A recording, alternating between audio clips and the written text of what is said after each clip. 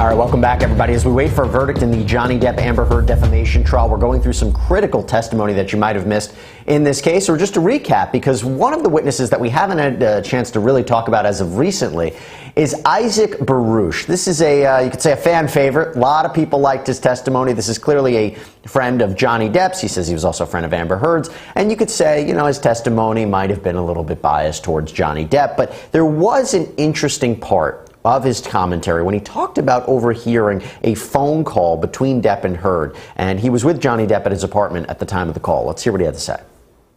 Can you describe the arguments that you witnessed?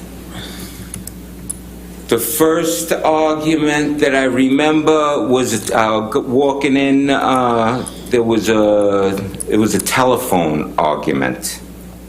Johnny's at the kitchen table and he's arguing. He's screaming about something, and on the other line, because it's on speaker, and he's talking with the phone at the phone.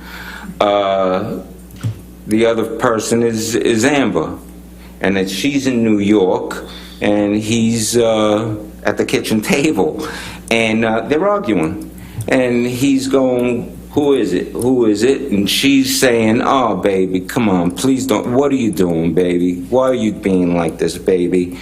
And this went on for a little while, and I'm listening, and then he hangs up. She calls back again, and it's the same thing. "Who is it? What's going on? Who is it?" And she's saying, "Oh, come on, baby, don't be. What are you doing, baby?" And then hang up the phone again. The third time it happens, I'm saying there's no solution in this conversation. I grabbed the phone from him and I says, "Hey, Amber, this is Isaac. Listen, this conversation is now over." And I hung up the phone. And she didn't call back again, and he went to the couch and went to bed. And you wonder why he's a fan favorite. So regardless, other than that, you know, this seemed to be kind of a microcosm of what we saw throughout this trial. A lot of people who overheard or saw verbal altercations or problems with the couple, but there was really only one witness, Whitney Enriquez, who saw actually saw Johnny Depp physically attack Amber Heard. And I'm curious what you make of the totality of these witnesses who said that they observed injuries, they observed, you know, their testimony would insinuate physical violence by Depp against Heard. But each one of them had a different kind of experience. And I'm curious, when you look at it in the totality, what you make of it. So I think the totality of the evidence has to come in consideration of all of the reports, all of the experts, all of the actual, I would say, evidence that isn't just someone's opinion or people's sort of ideas of what happened.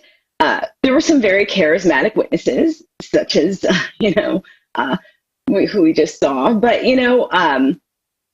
it really comes down to who people believe. And did they actually see anything? One person claims to have seen something. That, I think, speaks volumes. That's a lack of actual evidence of physical abuse. Obviously, in domestic violence cases, people don't necessarily see actual physical violence, but you have to take that in consideration with everyone else's testimony and sort of see what is lacking in the testimony as well. Well, that's the question, right, Dr. Pearson? Because you heard from Camille Vasquez earlier today in her closing argument from last week, said if you believe Amber Heard, then you have to believe that everybody else who took the stand and testified in Johnny Depp's case was not telling the truth and was a liar and was willing to protect Johnny Depp at all costs. Do you see it as simple as that? I mean, what's your take? Because again, when you look at the testimony of Johnny Depp's witnesses, they were favorable to him, and clearly for a reason. You know, I agree that you need to look at the totality of the evidence. I mean, we're not just looking at what people said, but we're also looking at documents. And, you know, there's a couple documents that are telling to me. One is the document of the letter from Amber Heard's divorce attorney asking for a whole lot of financial support and financial support for her friends. And then immediately after that, after the deadline and that letter passes, she goes in for a domestic violence restraining order, ex parte. So I think, to me, you have to look at all of the evidence. You can't just be looking at what people are saying. But I do think that that listening to the testimony, that you start to see things line up for Johnny Depp. And you see those threads starting to be pulled together. We saw Isaac initially, and so we placed him where he was. And then looking in the context of now, over time, who was the one that was making those phone calls to Johnny? It was Amber. Amber was the one that was persisting. Who was the one that was preventing him from leaving the room and to get away from Amber? It was Amber that was persisting. It wasn't Johnny that was persisting. So I think that you have to sort of see these threads and how they line up over time. You talk about the phone call, so we just heard Isaac Baruch's take on it. Here's Amber Heard describing the same phone call. Let's see if it lines up with what we just heard. In January of 2015, Danish girl, you're filming in London, is that correct? Yes, that would have been January 2015. Okay. Now, we heard some testimony from Isaac Baruch earlier about a telephone call that you had with Mr. Depp. Do you recall that call? I do. Can you please tell the jury, and remember to tell them what Mr. Depp was saying on that call? And you can give the back. I didn't mean to cut you off on the context. Go ahead. Is it okay to... The nature of the conversation was pleasant.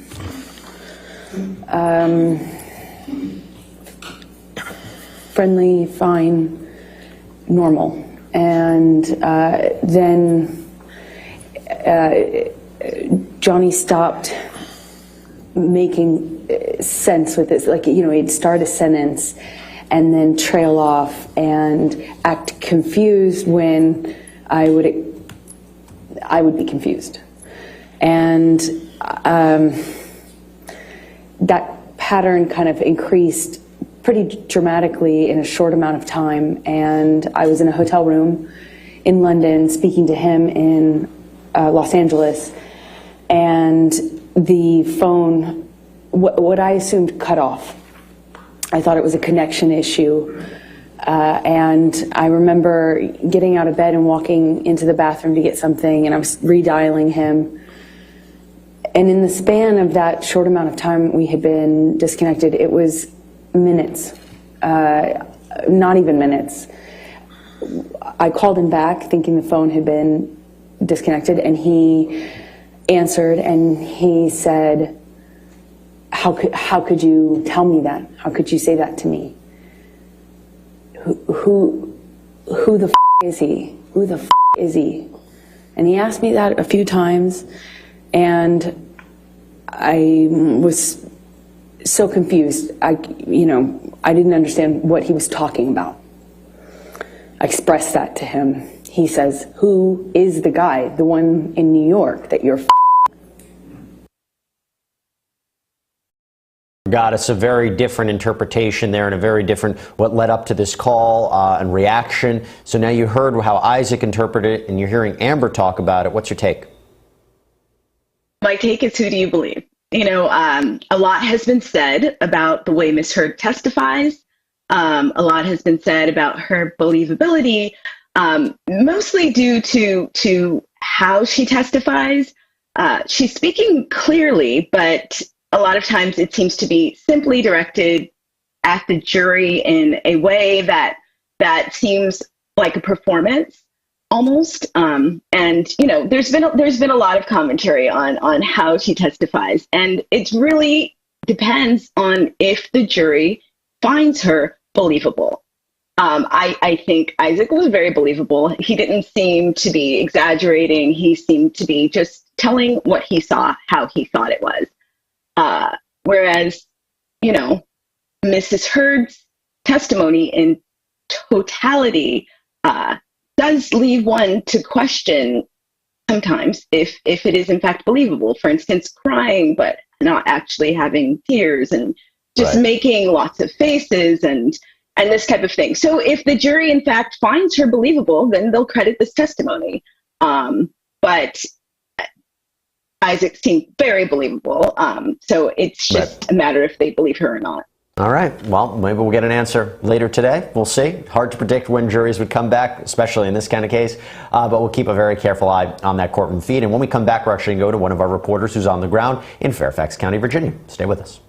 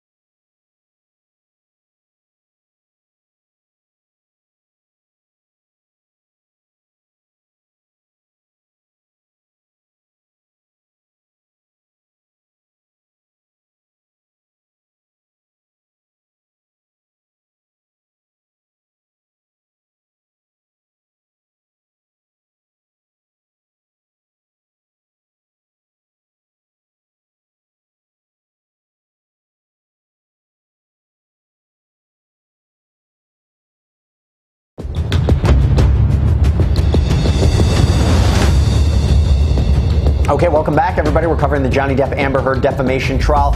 We believe the jury is going to continue their deliberations today until they reach a verdict, which may happen later today, may happen tomorrow. We'll keep a very careful eye on that courtroom feed. And also, we'll get live updates because we have our amazing reporters on the ground in Fairfax County, Virginia, and that includes Stacey Delicat, who is back with us. Stacey, good morning. Good to see you once again. So walk us through, if you can. I know you've had an opportunity to look at the verdict sheet and the papers that the jury is going to be considering. What is in front of this jury as they continue their deliberations? We know they deliberated about 2 hours last week, continuing today. What is in front of them? Yeah, Jesse, good morning. Well, I've got that special verdict form right here. And yes, 2 hours Friday, we believe about an hour and a half under the belt at this point. So 3.5 hours into deliberations at this point. And we've been talking about this, right? It's not just do you believe Johnny Depp or do you believe Amber Heard? It is not nearly as black and white as that. The jury has to go through all of these statements that are at stake, both in Johnny Depp's defamation trial against Amber Heard and then her countersuit against him. They have to decide, do they believe that these statements really were defamatory? And we're talking about, of course, statements that were in Amber Heard's Washington Post op-ed. For example, the headline, "I spoke up against sexual violence and faced our culture's wrath." That has to change. And remember, of course, that op-ed never mentioned Johnny Depp by name, but the jurors have to go through a number of statements made in that and find out and determine, decide, discuss amongst themselves, were these defamatory statements, were they made with actual malice? The actual malice is really key here. And then when considering the counterclaim, this is about whether Johnny Depp's attorney, Adam Waldman, acting as his agent on his behalf when he called Amber Heard's statements a complete hoax,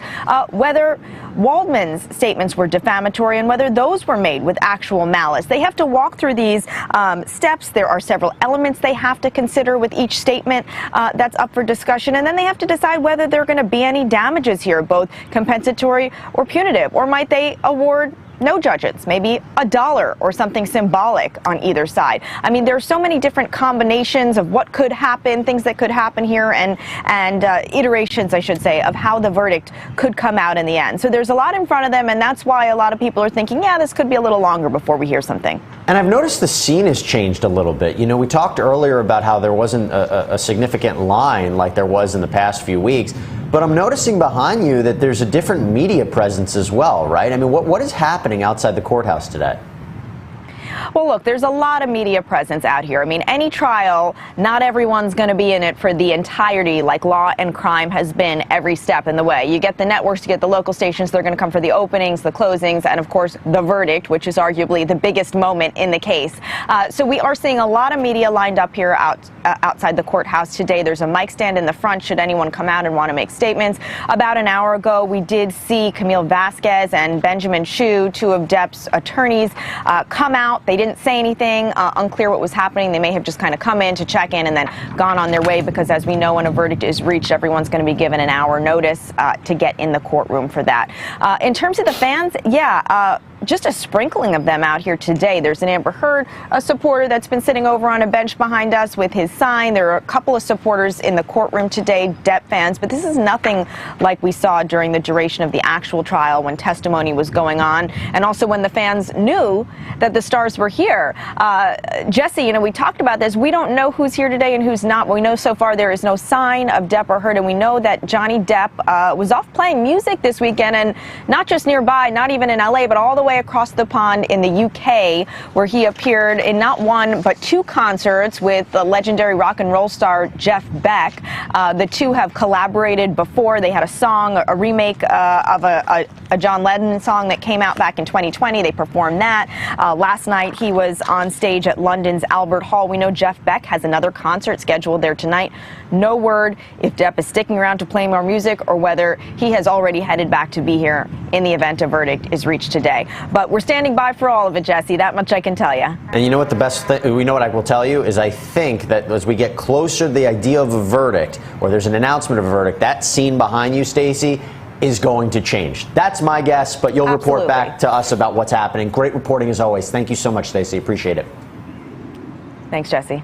We're going to continue focusing on the Johnny Depp Amber Heard trial. And, as Stacey mentioned, there's the openings, there's the closings, there's the verdict. These are the things that a lot of people pay attention to. So if we go back to the opening statement, the beginning of this case, Stacey mentioned Benjamin Chew. This was him delivering part of the opening statement for Johnny Depp. You will hear from the police officers who responded to a 911 call on May 21st. After Mr. Depp left. The police officers will testify that they saw no injuries on Ms. Heard. Both police officers will testify that they saw no injuries on Ms. Heard. Nor did the police officers see any of the property damages that you will hear Ms. Heard claims existed in the apartments that evening. And you will hear those officers under oath testify that there was no violence and there was no crime. All right, let's hear from one of those officers. Officer Melissa Sands responded to that penthouse incident. Again, the allegation was this was another moment when Johnny Depp attacked Amber Heard. But listen to what this officer had to say. You met with a generic white male, Ms. Heard, and the generic white male's girlfriend, is that right? Yes. And it was just those three folks? Correct. And you were there with your partner, Officer Haddon? Correct. Okay. And how, in the hallway, how far were you standing from Ms. Heard?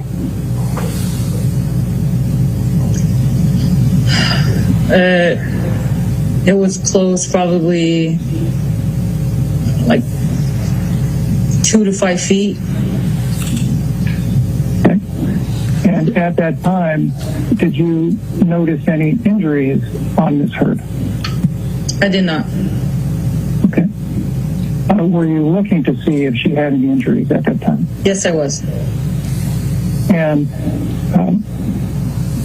so you were looking to see if Ms. Heard had any injuries, and you determined that she did not. Is that accurate? Correct. And was the lighting good enough in the hallway for you to make that determination? Yes, the hallways was well lit. And at the time, were you wearing any sort of corrective lenses? I was not.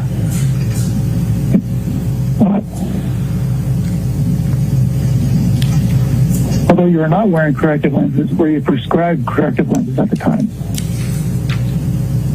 No, I have never worn glasses, and I'm not prescribed. I have good vision.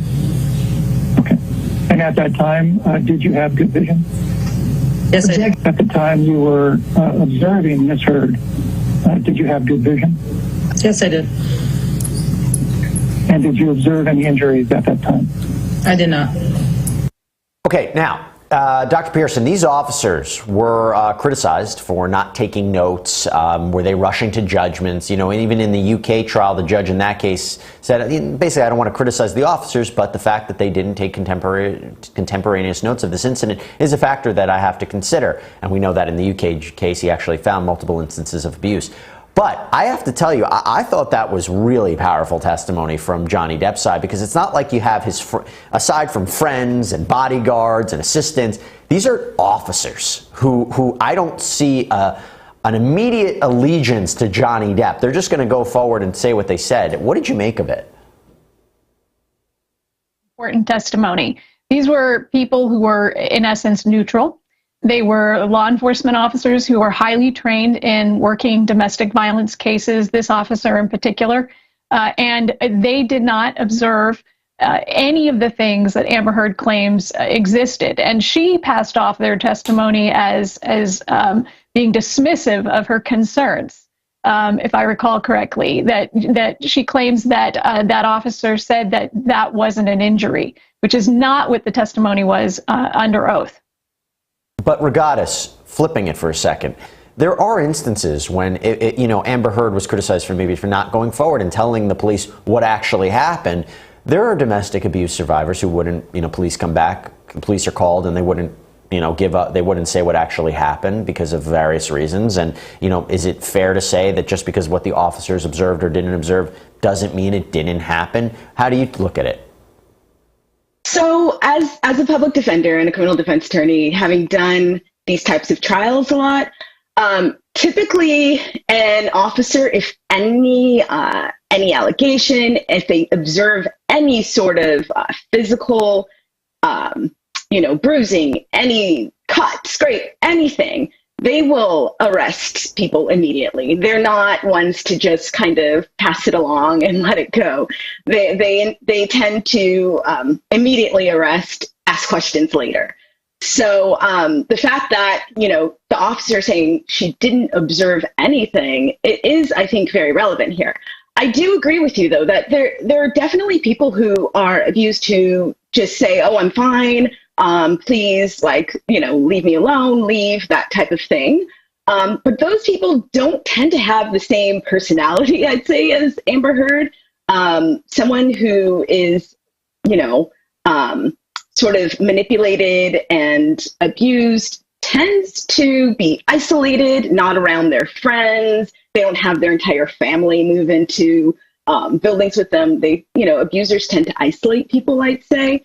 I am, again, a defense attorney, not a psychologist in any way, but I would say from what I've seen of the police behavior, they don't just let people go. And what I've seen of people who were actually victims of domestic violence, they don't tend to have the same type of personality that we're seeing from Amber Heard. All right, let's take a break. That's a good observation. We'll get a little bit more into this, and we're going to focus on another major incident that was brought up during the course of this case, the infamous Hicksville incident. We'll be back.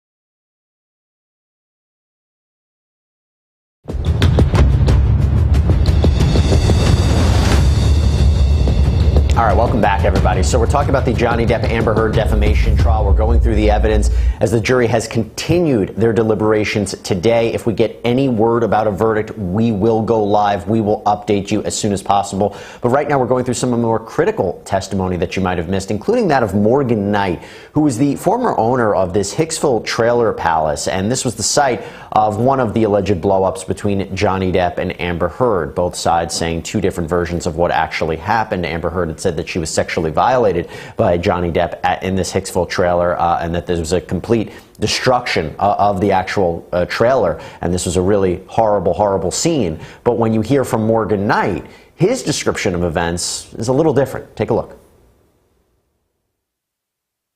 How often do light fixtures in the trailers break?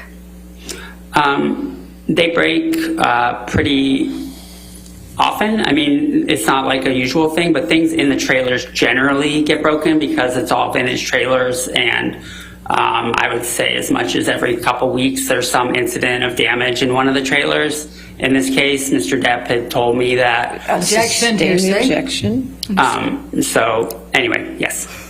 Beyond the light fixture, was anything else in the trailer damaged? No, everything else looks fine.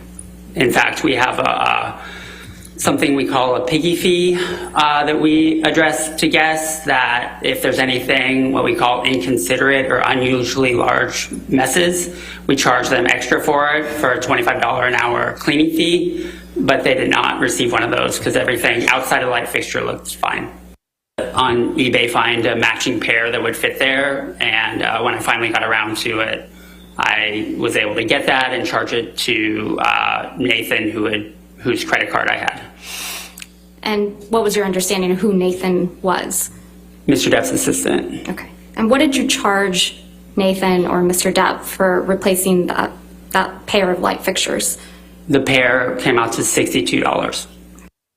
Dr. Pearson, I'm torn by this testimony because, look, on one hand, I think it's really helpful for Johnny Depp. You know, Amber Heard describes this destructive scene. It's not really there. What, a broken sconce? And he actually had testified that she was the one who was emotionally abusive towards Johnny Depp. But he wasn't in the trailer, right? I mean, he didn't really know if there was a cavity search or not. So I'm curious what you make of it and how important he is. He goes to the sort of the totality of that alleged incident. He's important for establishing that there wasn't the greatest ruckus that was created of all time, that there wasn't the greatest destruction of all time, and therefore there is a reason to doubt the credibility of Amber Heard's account as to other things during those circumstances. You have to believe that Johnny Depp, who has the ability to go get cocaine anywhere he'd like to go get it, somehow went and looked up her vagina to get it. And it just doesn't make any sense to me. I mean, it just doesn't make any sense to me. It's not a fact pattern. It's shocking and salacious. It doesn't sound truthful. Well, we've heard a lot of, salacious out there details of this case. The question, of course, is, did it actually happen? We're dealing with a very interesting, unique situation. Or did someone completely fabricate every aspect of this and fabricate all these details? Well, Morgan Knight was questioned by Amber Heard's side, and let's listen to that cross-examination. You are a pretty big fan of Johnny Depp, aren't you? I am not. To be honest,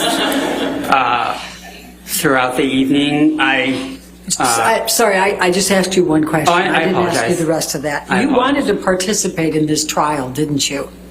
I did not. I was asked by the attorney, and I wanted to. They asked me, and I said, I'll be happy to come and tell the truth. You knew this was on camera, that it was being broadcast to a lot of people, and you saw testimony, did you not, in this case? And you seized the moment and responded to the umbrella guy, the lead person for Mr. Depp's Twitters.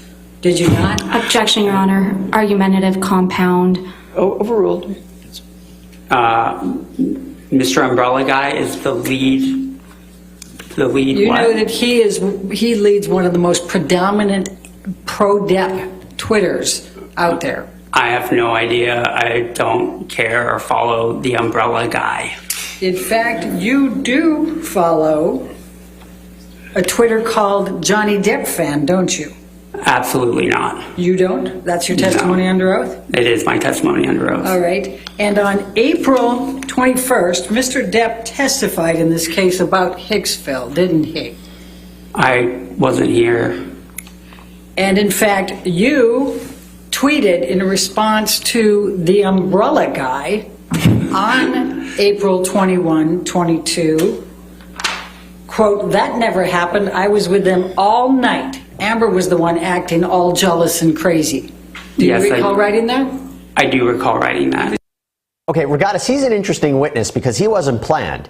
He got himself involved in this case by tweeting in response to the Hicksville testimony that came up during this trial. It was called by Johnny Depp's side, and as we said, he testified that he observed Amber Heard being emotionally abusive. There was an objection there, but testified ultimately that there was no damage or significant damage to the trailer.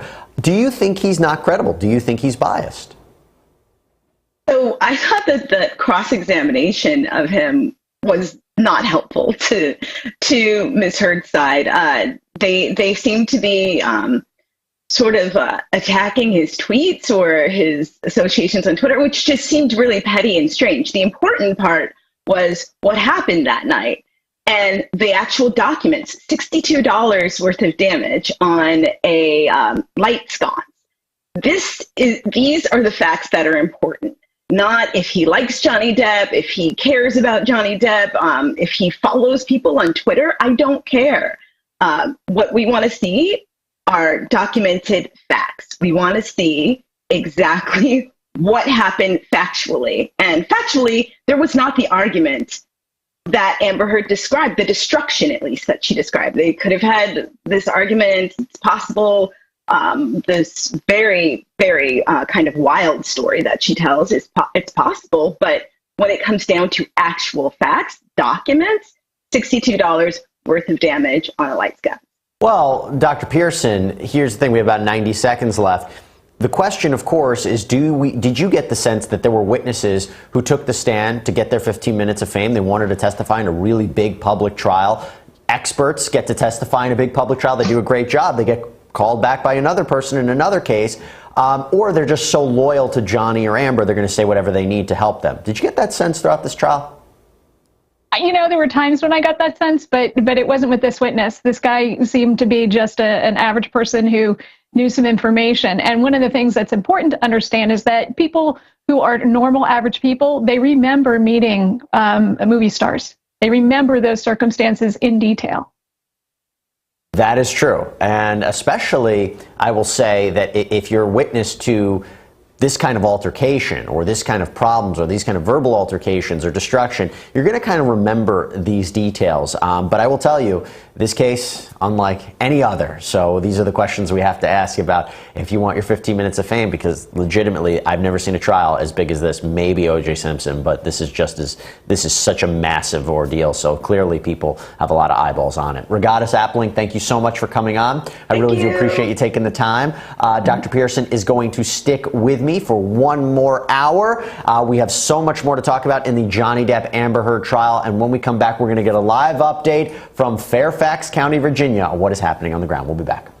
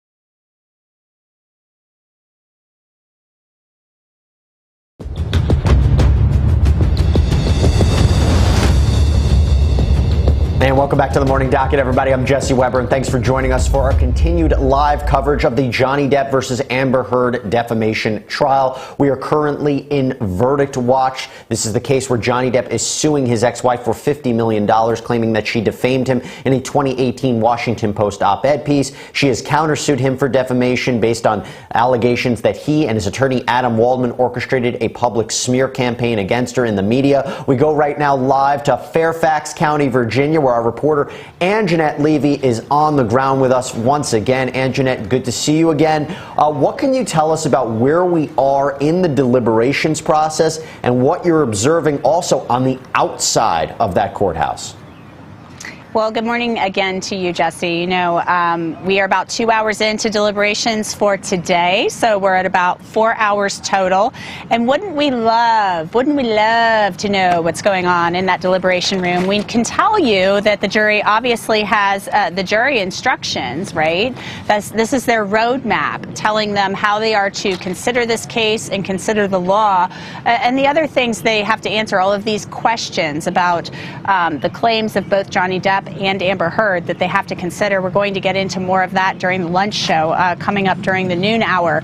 But we know that Judge Askarati sent back a laptop to the deliberation room with them. She had said she was going to do that. It was going to be a clean laptop that included all of the exhibits, audio recordings, text messages, things like that, that were presented as evidence in this case. So we can tell you there are 5 men on the jury, 2 women.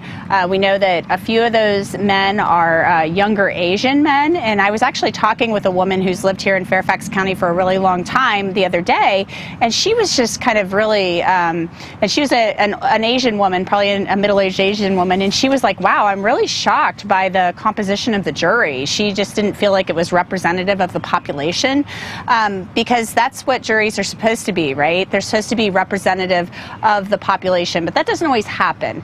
So it's an interesting composition, these jury members for Fairfax County. So that's where we stand right now. A lot of media here, international media.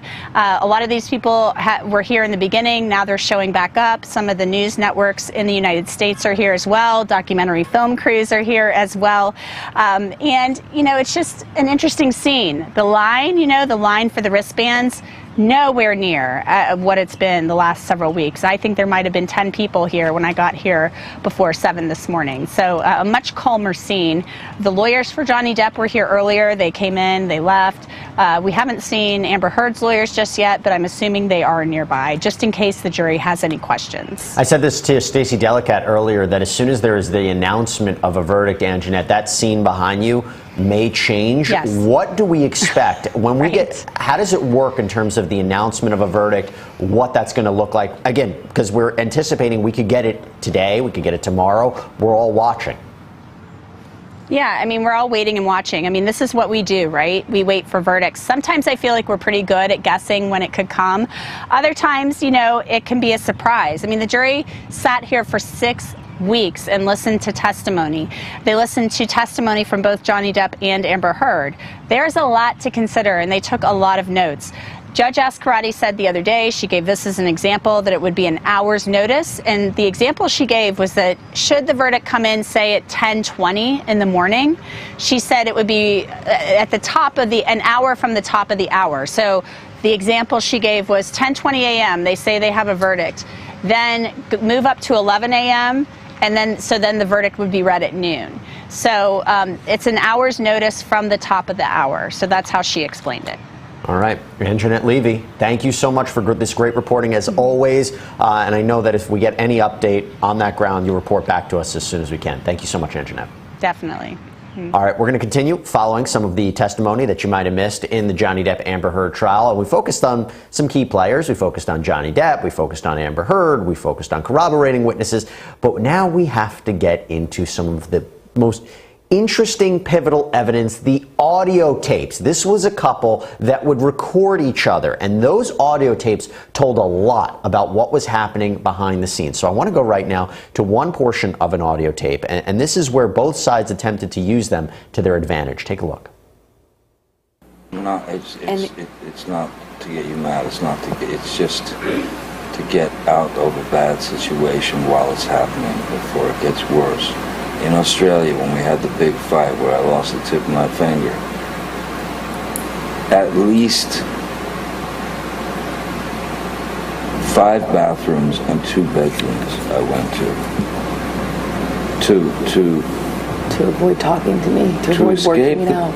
That's to escape the fight. You don't escape the fight. You escape the solution. No. You escape the solution. No. You escape figuring it out. We cannot work it out if you run away to the bathroom every time. Listen to me.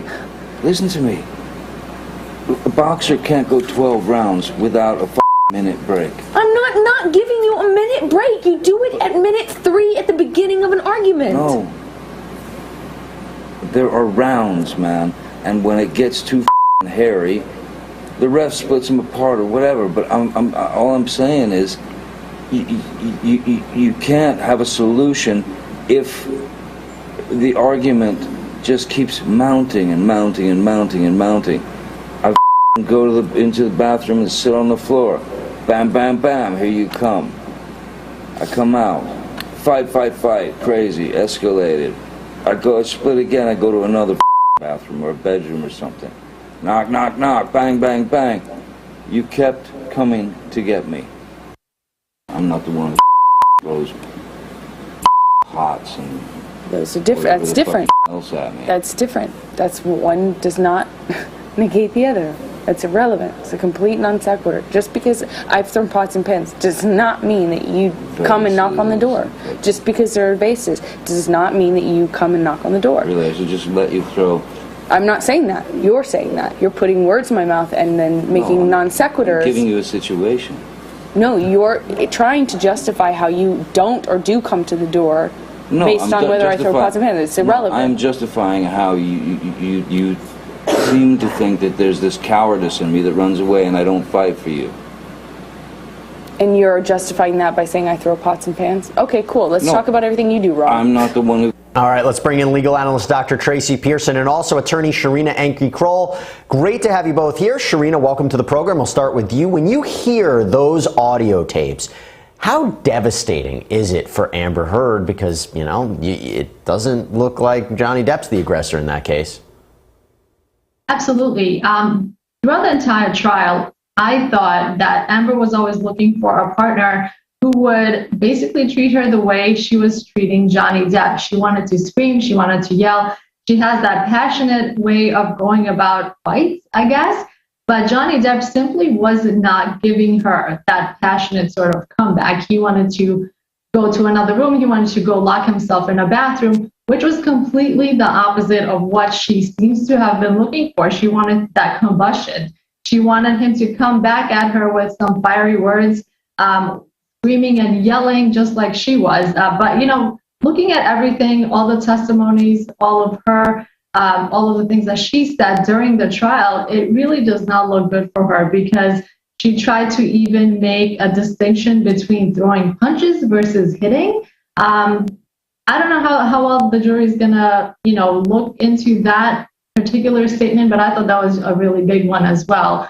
So, yeah, it just remains to be seen. But for me, looking at all of this, it's not looking good for Amber Heard. But I said that these audio tapes could be used by both sides to their advantage. And there's another audio tape that I want to play. This is a very disturbing one. This was towards the end of their relationship. This is after Heard had already filed for the TRO.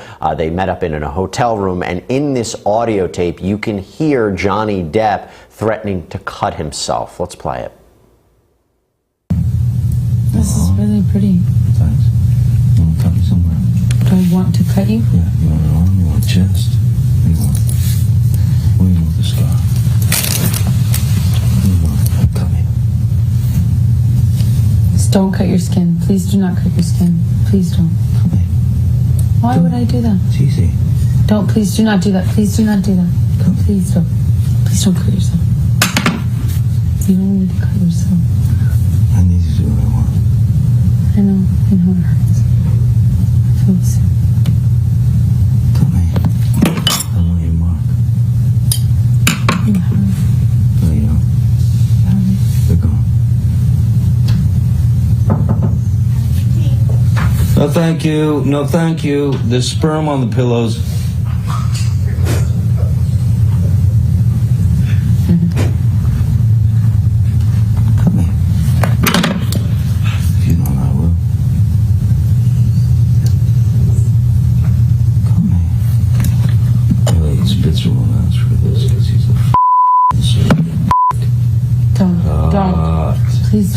Don't cut yourself. Please don't cut. Please don't cut yourself. Please, I know it hurts. I would never cut you. I would never do that to you. Please don't. Come on, pussy. Yeah, you hate me. Come on. Come on. So you talk. Yeah, it's really dull. I have to use the sharp part.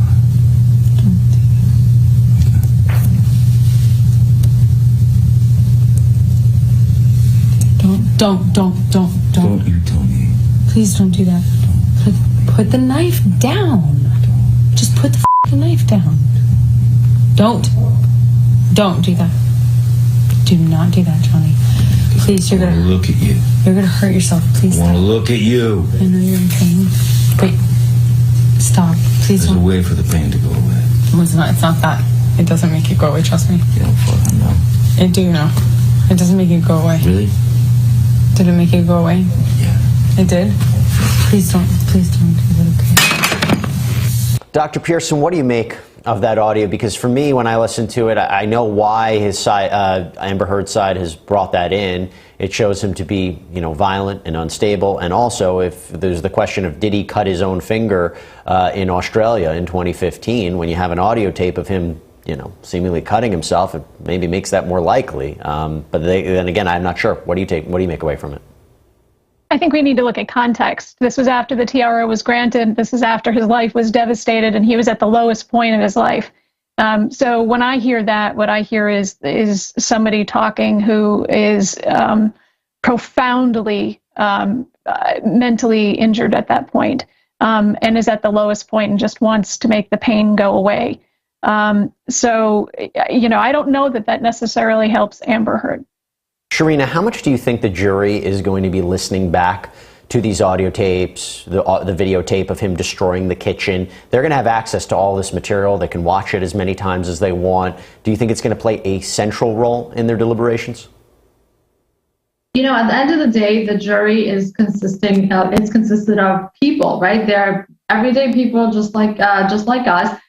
Some things from the trial have stuck out to each of them. It's individualized. They remember certain parts of the trial that they really may have reacted to, that stuck into their psyche. So I think people have already mostly, for the most part, made up their mind. Not people, the jury, but they will be going back to certain evidence that is still available for them to revisit. But if they're going to go over everything, every single little detail, I don't foresee that happening. Okay, let's take a break. When we come back, we'll get into more evidence in the Johnny Depp Amber Heard defamation trial.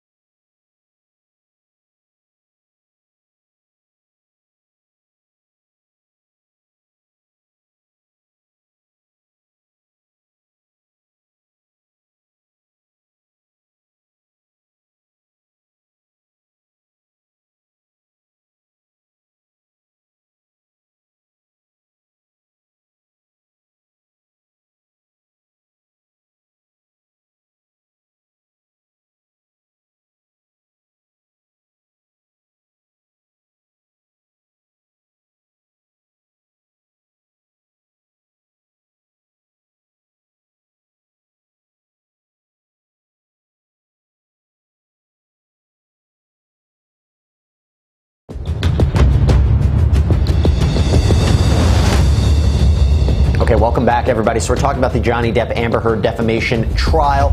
Currently in verdict watch, the jury has continued their deliberations today. They have now been deliberating for over 4 hours in total, to a little over 2 hours today. 2 hours on Friday, and we're going through some of the key testimony that you might have missed, and that includes when Johnny Depp took the stand. What we're going to do is we're going to play you first when he initially took the stand and when he came back later on in the trial. Here was when he first took the stand, and he was explaining what these allegations have done to him. Did you experience any consequences after the release of the op-ed?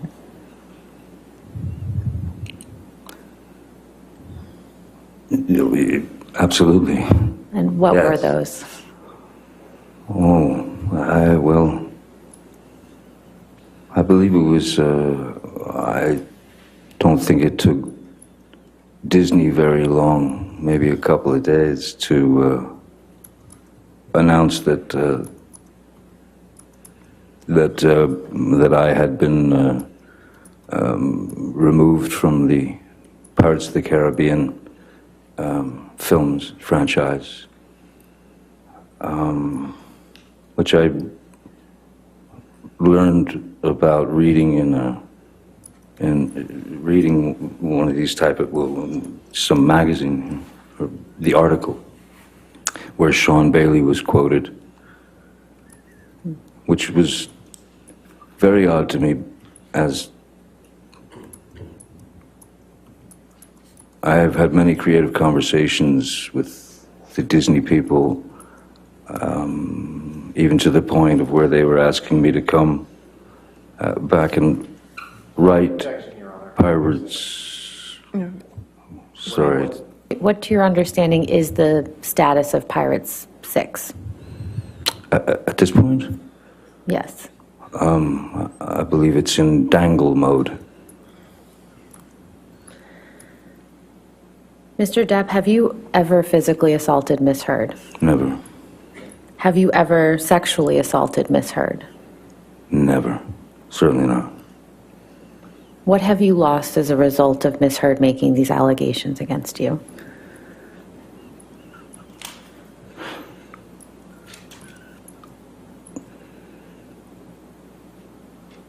Nothing less than everything.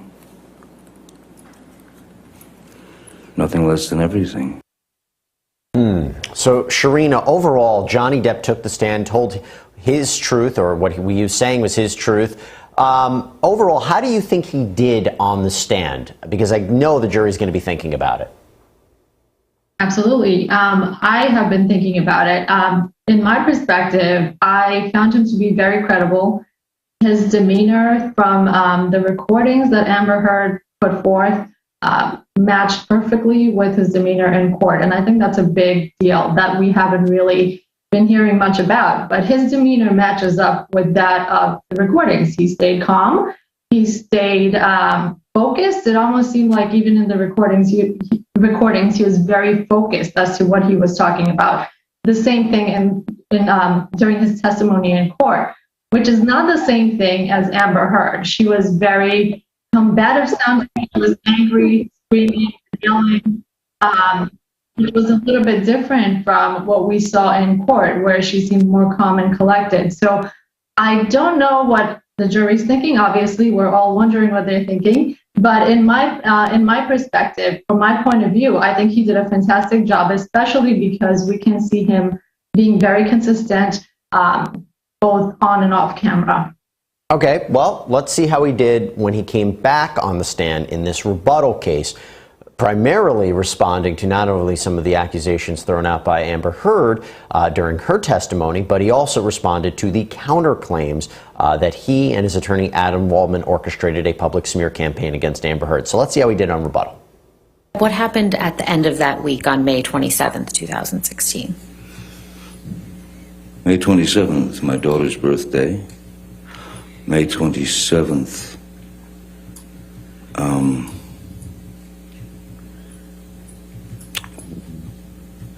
I was not in Los Angeles. I was on the way on tour, and that was when Miss Heard went for the restraining order. And oh yeah, also that was the day that Alice Through the Looking Glass, a film I'd done, was opening. Did Miss Heard know that you were out of town on May 27th? Yes. And how would she have known that? Well, I told her I was going on tour. I mean, that was well established. How long were you going to be out of town on that tour?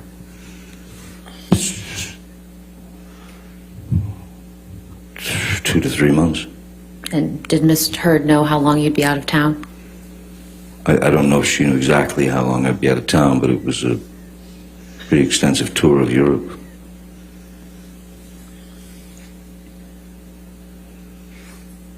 How did Miss Heard's actions on May 27th, 2016 affect you?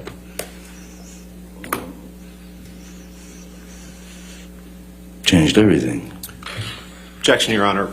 Oh, it didn't change in everything? This lawsuit. Sorry. Mr. Heard, if you could wait till the objection, please. Yes, I'm sorry. Tourette's.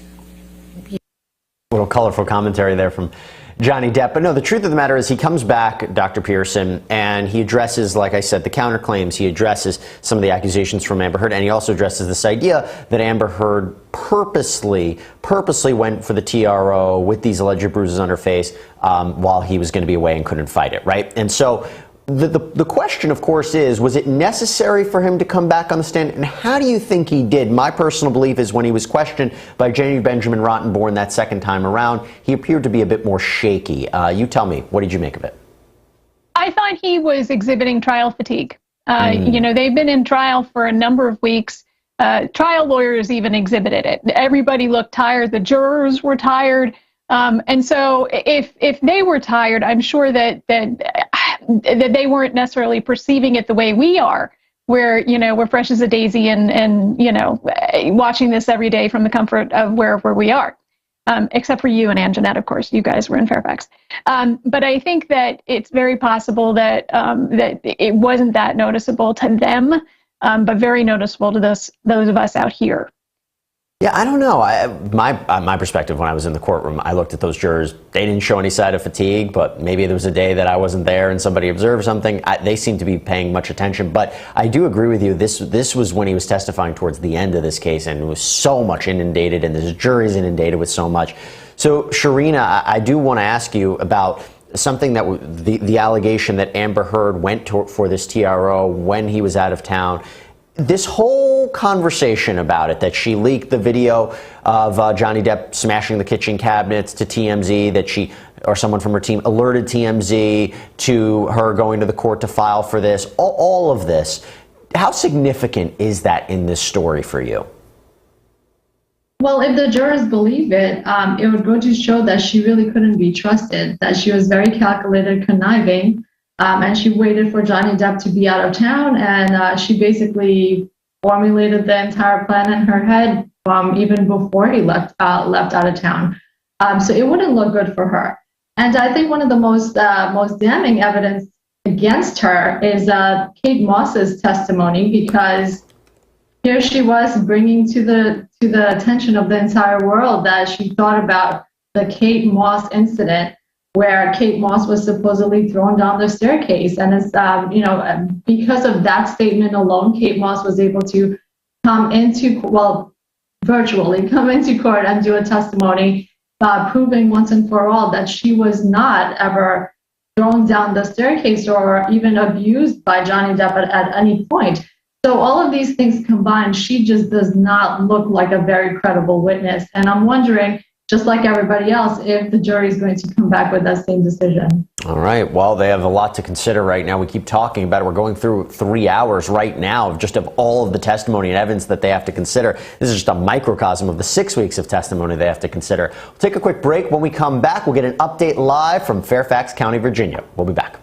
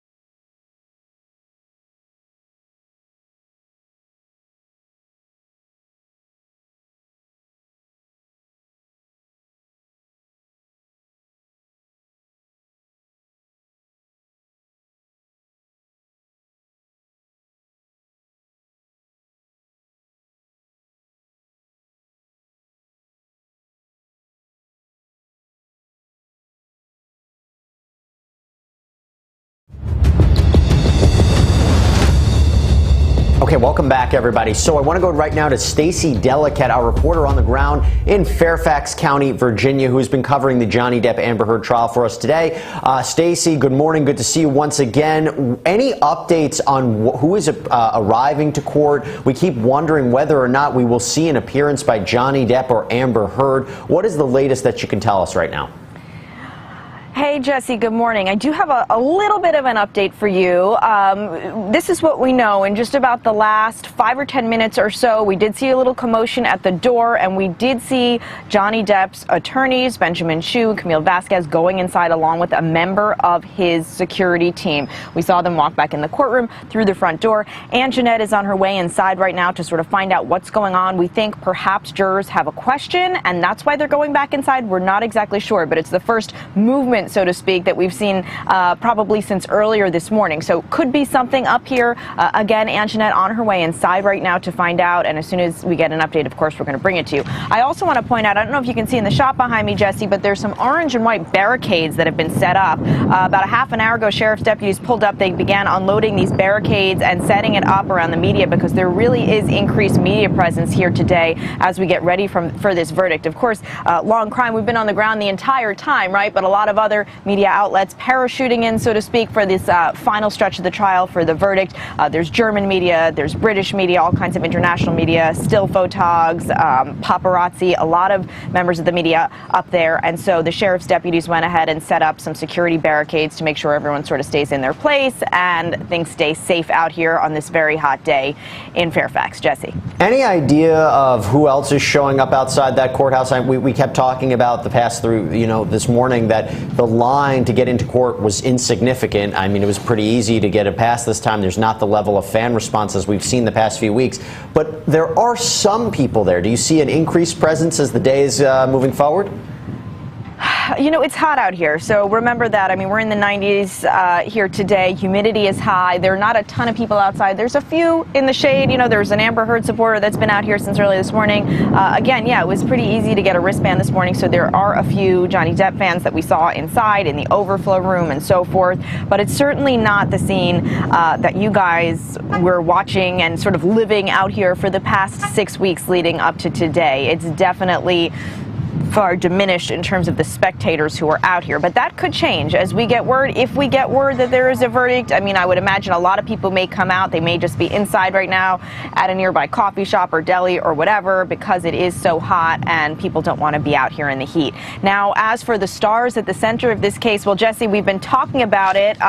Johnny Depp didn't stick around here this weekend. No, he didn't go back to LA. He flew across the pond to the UK to perform with legendary rocker Jeff Beck. I think we actually have a clip, an amateur clip of him on stage at one of the two shows that he performed. The first one in Sheffield, England, Sunday night. He was a surprise appearance. And then last night in London's famous Albert Hall, the two musicians, or Beck and Depp, I should say, have collaborated together in the past. They have a remake of a song that came out in 2020 for a song called Isolation, and apparently they got a standing ovation. Depp got a standing ovation when he was on stage in the UK. Jeff Beck scheduled to perform another show tonight at Albert Hall. Whether or not Depp will stick out there and appear with him again, we don't know, or he could have already jumped a flight back and may be on his way back here, if not already back for the verdict. We just don't know. Again, we did see a member of his security team go in with the attorneys. I asked that member of the security team earlier this morning. I said, "Oh, you're here. Does that mean Johnny Depp's going to be here?" And he just said, "Oh, can't say anything." I don't know. So we're waiting to see. No sign of Amber Heard yet, but many are saying she is likely in the area and will come back when a verdict is called, but no confirmation of that at this time. Jesse? Well, the member of the security team didn't say no, so there's a possibility we might see both stars here as the day progresses and maybe as we get closer to a verdict. Stacey Delicat, thank you. Appreciate it as always. Great reporting. Yeah. All right. And Jesse, don't forget, we're going to have our live show coming up from 12 to 2. Ann Jeanette and I will be here. We'll be taking viewer questions live. And of course, hopefully Ann Jeanette will be back out with an update of what's actually going on right now in court as we speak. And we'll have all of that right at noon, right here on Law and Crime. Great, very important to report that, yes, because again, we take your questions. It's going to be a fantastic opportunity. People have a lot of questions about this case as we come to the conclusion of it. So Stacey will host that. It'll be great for everybody to tune in 2 hours, as Stacey mentioned. Thank you so much. All right, we're going to continue on. Moving on to, we played you before, the testimony of Johnny Depp when he first took the stand and when he came back in the rebuttal case. Now we're going to do the same thing. So Amber Heard took the stand. She testified, and she was talking about the quote-unquote smear campaign that was directed against her by Adam Waldman and Johnny Depp, Adam Waldman, Johnny Depp's attorney. And she talked about what this has done to her, what these allegations have done to her, why she felt the need to countersue. Take a look. And this is an article that was in the Daily Mail on 8 April 2020. You see that? And then, Michelle, if you can move that to the next page, and perfect. It says, Adam Waldman, Depp's lawyer, said afterwards, Amber Heard and her friends in the media use fake sexual violence allegations as both a sword and a shield, depending on their needs. They have selected some of her sexual violence hoax facts as the sword, inflicting them on the public and Mr. Depp. Do you see that? Yes, I do. Is this a true or a false statement? False. And why is it false? Well, you don't have to use what I've lived through and what I've survived, calling it fake, saying that I'm harming Johnny with this, I'm harming the public with this. This is what I've lived through, and to say that it's a hoax, that these aren't even real things. I mean, after everything I've lived through and survived, and also I hadn't even spoken about the sexual abuse within my marriage. I had been protective of that. I didn't want to talk about that ever. Adam Waldman was the one who put that out in the world. As remarkable as that is, I had protected that. I had to go to another country to give testimony, and thankfully they allowed me to do so with confidentiality and some protection. And then Johnny, through his lawyer, not only uses that against me, but says it's a hoax. Sharina, those counterclaims are very significant in this case, even though Elaine Brederhoft in her closing argument said we're not looking for $100 million, but what is fair and reasonable here, it still doesn't change the fact that these are important claims for the jury to consider. How strong are those counterclaims?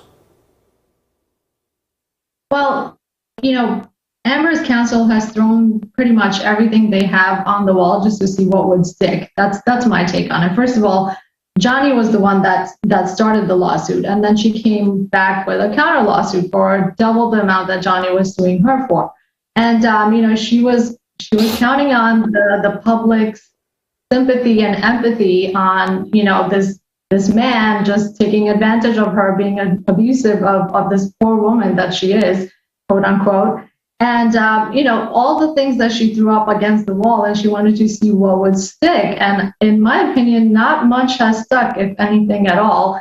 And they sort of just kept trying to find new ways of framing the situation so it would be damaging to Johnny and make him basically lose the lawsuit here. But another thing we need to keep in mind is that no matter what she has said and has done in the past, the jurors are going to remember how she reacted to these questions and how she answered them in the courtroom. And what was really kind of freaky to me was the fact that she kept staring at them in an almost awkward way. She was just always looking at the jury and making, in my opinion, way too much direct eye contact. In the beginning, that wasn't happening so much. But as the trial progressed, she would just be talking to them. Now, I don't know if this was something that her legal team advised her to do to seem more credible, but it could have backfired because she was making way too much eye contact to the point that it was uncomfortable to look at. Okay, well, let's see what happened when she was on her rebuttal case. And again, she talked further about how the Waldman statements affect her today. Amber, how did Mr. Depp's statements and threats to you that you were discussing, how do those continue to manifest themselves today? in the harassment, in the humiliation, the campaign against me that's echoed every single day on social media and now in front of cameras in this room. Every single day I have to relive the trauma. My hands shake. I wake up screaming. I have to live with the trauma and the damage done to me. My friends have to live with a set of unspoken rules about how to not scare me. Objection, hearsay. Yes, sir. Unspoken rules. Overruled. Go ahead. About how to not touch me, not to surprise me. My intimate partners have rules about how they can deal with me, how they can touch me. I have rules for doctors and medical professionals I see, gynecologists I see. I live my life with these sets of rules that I have to follow, my friends have to follow for me not to have a panic attack or a triggering event where I relive the trauma. Even if I'm training to do my movie, for instance, if I'm training for Aquaman, a combat scene and a trigger happens, I have a meltdown and have to deal with that. The crew I work with have to deal with that because of the damage I walk around with every single day from what I've lived through, from what I've survived. I'm not sitting in this courtroom snickering. I'm not sitting in this courtroom laughing, smiling, and making snide jokes. I'm not. This is horrible. This is painful. And this is humiliating for any human being to go through. And perhaps it's easy to forget that, but I'm a human being. And even though Johnny promised that I deserve this and promised he'd do this, I don't deserve this. I want to move on. Dr. Pearson, she's really highlighting the emotional distress component if the jury ultimately finds in favor of her for these counterclaims and they ultimately determine damages here. What did you make of that? Well, I'd like to know if James Franco or Elon Musk had any rules. I'd like to know how she explains her sitting in the courtroom smiling the day before and smirking the day before. And really, at the end of the day, what we're looking at is there's no causation between what Johnny has done here and what she claims has occurred, because she negates the allegations that she made against Johnny Depp and her publicists and her conduct in relation to those that domestic violence petition. I could debate this a little bit more with you, but we do have to hit a break because there was a whole testimony about whether or not the extreme social media campaign against her, negative tweets, millions, that were actually associated or connected or referenced Adam Waldman. But we'll have to take a break. Maybe we'll address that on the other side. Stay with us. We'll be right back.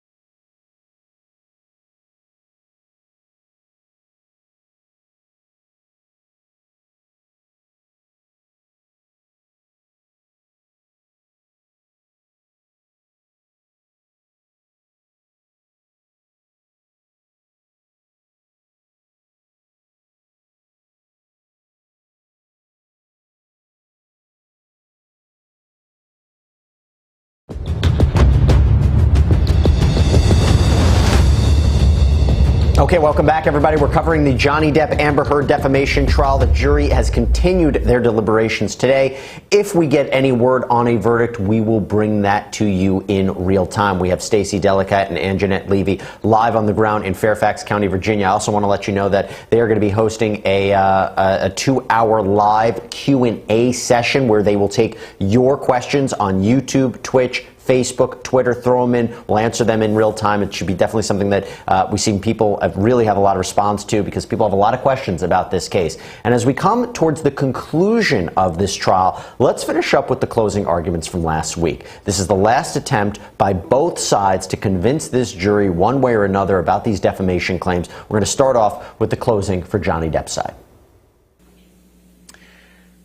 Ladies and gentlemen, the evidence clearly shows that the answers to those 7 questions are all yes.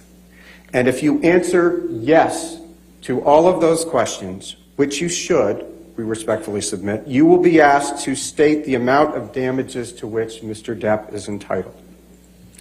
In the wake of the Me Too movement, movie producers know better than to cast a movie star who has been accused of domestic and sexual violence. And it is entirely within your discretion as jurors to quantify the amount of money that constitutes fair compensation for Mr. Depp's pain and humiliation inflicted by Ms. Heard's defamation. But while Mr. Depp certainly is entitled to monetary compensation, this case, at least for Mr. Depp, has never been about money. This case for Mr. Depp has never been about money, nor is it about punishing Ms. Heard.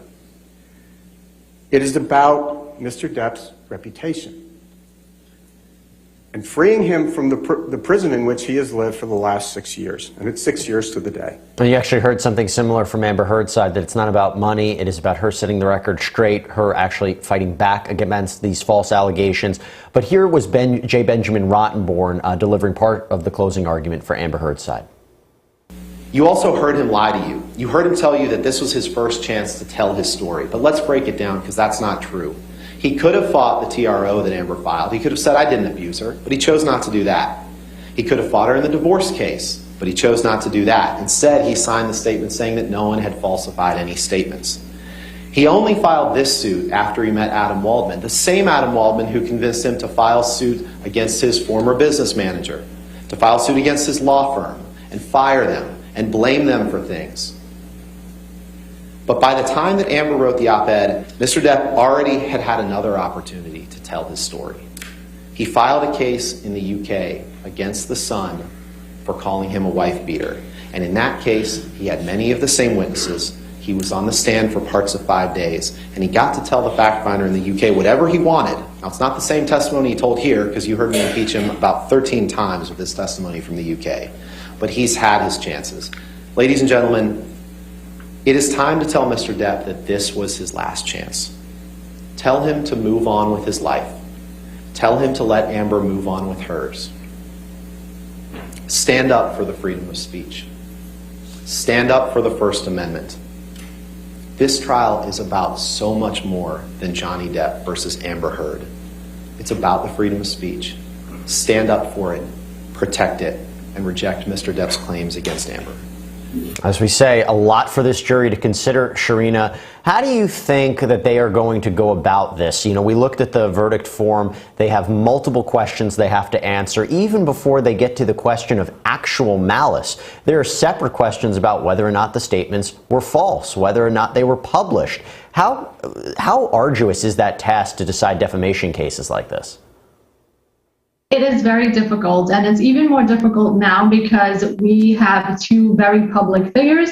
They're known throughout the world, and the criteria for finding out whether or not there was actual malice is usually a very tough one to begin with. But now we have this added pressure of Amber Heard's testimonies trying to prove herself as innocent. It's almost as if, you know, she started a fire, and I guess maybe was hoping that it wasn't going to catch on. But once the fire caught, she's now saying, oh, I'm sorry, it was someone else's fault. That's really not how it works. And the jury has the difficult task of now not only determining if all of what she said was false, and on top of it, if there was malice, which in my opinion is not very hard to come to a conclusion of, especially because she was calling Johnny Depp a fat old man.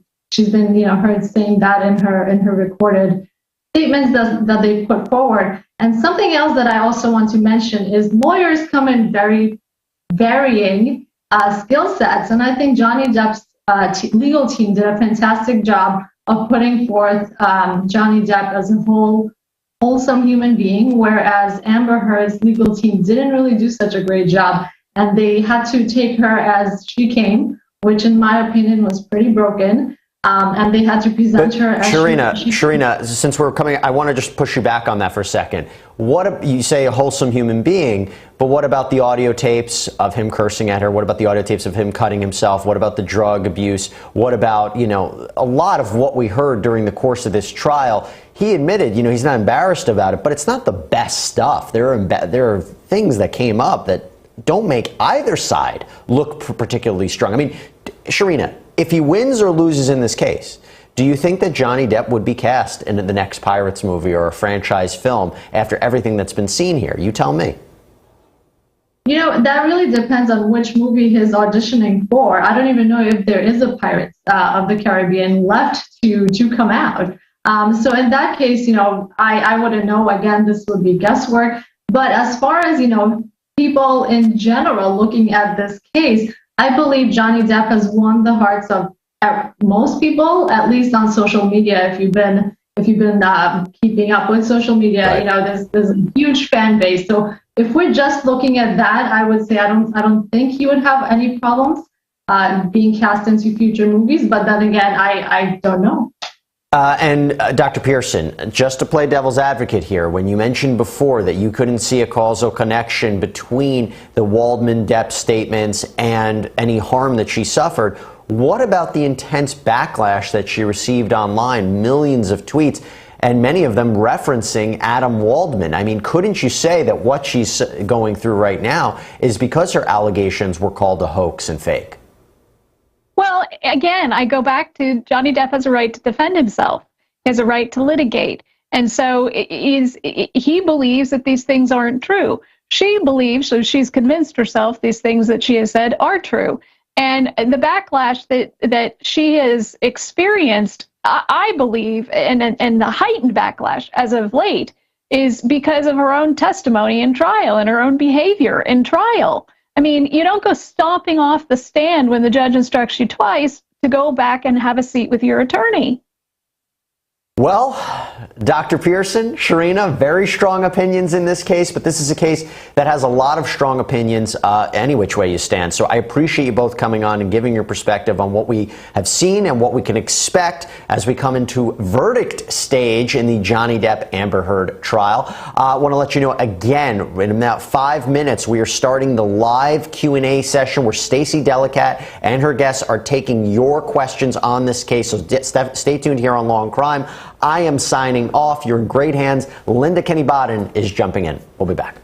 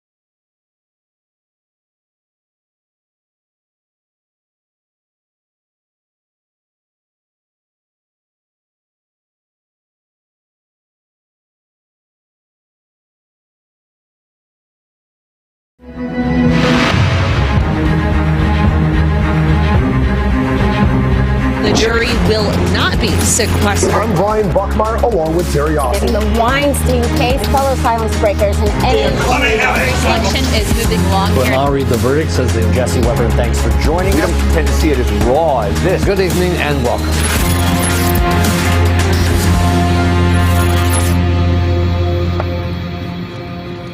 Hello, I'm Stacey Delicat, and welcome to For the Record on Law and Crime. I am live outside the courthouse here in Fairfax, Virginia, where it is hot and humid, and suspense is mounting as we head into hour 5 of deliberations in the Johnny Depp versus Amber Heard defamation case. Of course, I'm here live, joined by Law and Crime's Ann Jeanette Levy, who has been here for literally every step of this trial since it started. For those viewers, I know so many of you have been watching all along the way. You all know so many of the details here, but for those who may be just tuning in, let's just give you a quick refresher.